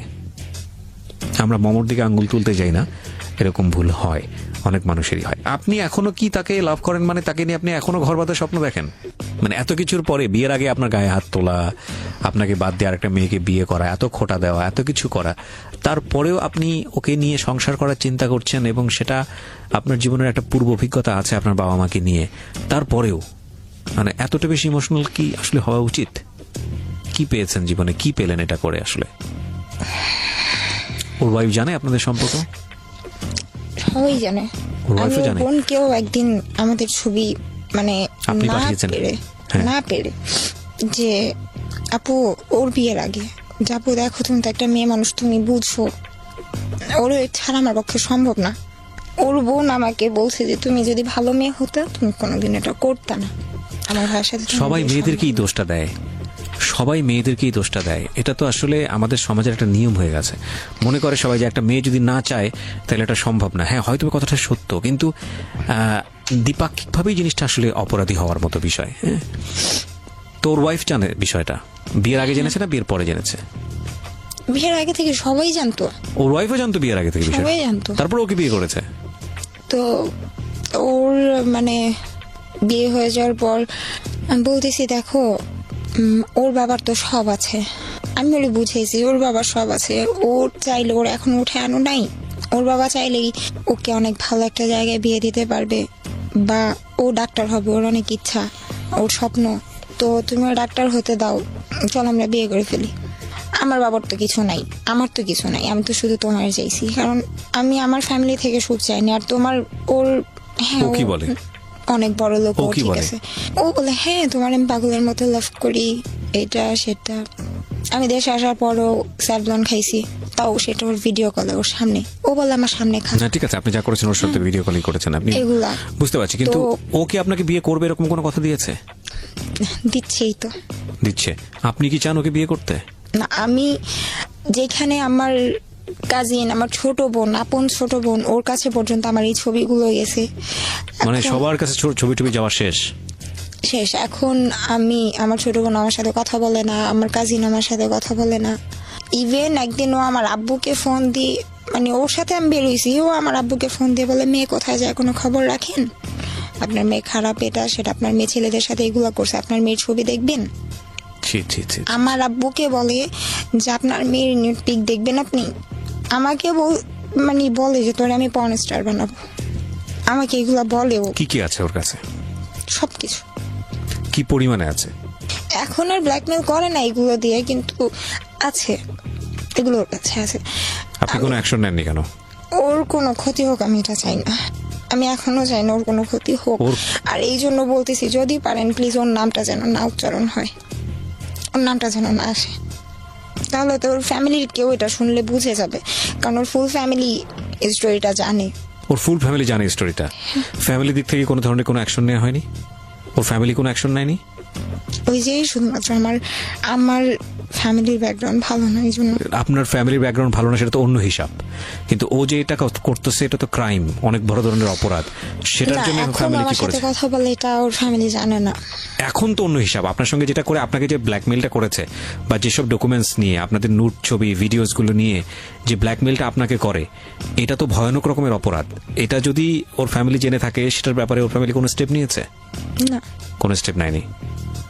আমাকে দোষ দিচ্ছে আপনি কি স্টেপ নিয়েছেন? লিগালি আপনি কি স্টেপ নিয়েছেন? কিছু না। কখনো থানা পুলিশ করেছেন? না, করতেও চাই না। আমি কিছুদিন আগেও ও বলতেছে যে ও কুমিল্লা, মানে ওর ফ্যামিলি নাকি ওরে নিয়ে কুমিল্লা গেছে। ও বলতেছে আমি একা একা আসছি, এদিকে এই অবস্থা। আমি তার কিছুদিন পরে ওর বউয়ের আইডিতে দেখি ও আর ওর বউ একসাথে হাত ধরে হাঁটতেছে, এই ছবিগুলো পোস্ট করছে। তো বুঝতেই তো পারছেন, তো তারপর আপনি ওর পিছনে কেন লেগে থাকেন? আমি তো ওর বিয়ের পরে আসি নাই, আমি ওর বিয়ের আগে আসছি, সো আমি ওর ছাড়তে পারবো না। আপনাকে আমাদের কিছু বলার নাই, কারণ আপনি নিজের জায়গা থেকে সমস্ত রকম ভাবে সারেন্ডার করে আছেন। তবে এটা একটা সিচুয়েশন, প্রিয় শ্রোতা, ইটস আ সিচুয়েশন। এটা হতে পারে, এমন ভাবে জড়ানো উচিত নয় যেই জড়ানোটা শুধু আপনাকে না, আপনার পরিবারকে শেষ করে দিতে পারে। ও স্বেচ্ছায় এগুলা করেছে এবং ও এক ধরনের স্বীকারোক্তি দিয়েছে আজকের এই অনুষ্ঠানে, এবং এটা এক ধরনের বড় ধরনের সুইসাইড নিজেকে, আমি ওকে বেঁচে থেকেও মরে যাওয়া। ওর দিকে আঙ্গুল তুলবেন না, ওকে হয়তো অনেকে গালি দিচ্ছেন, ওকে হয়তো অনেকেই বোকা বলতেছেন, কিন্তু এর চেয়েও ভয়ানক পরিস্থিতি আপনাদের হতে পারে। এই ইমোশন নামক বিষটা যারা পান করে এবং লজিকের ধারে কাছে থাকে না, তাদের জীবনটা অনেক ভয়াবহ হতে বাধ্য। আমাদের আজকের এই যে মমো, সেই মমো হচ্ছে তার বেস্ট এক্সাম্পল। ইমোশন থাকবে, কিন্তু সেটার একটা সুন্দর শেপ থাকবে। সেই শেপটা যদি না থাকে, তাহলে ইমোশন আপনাকে কিল করবে।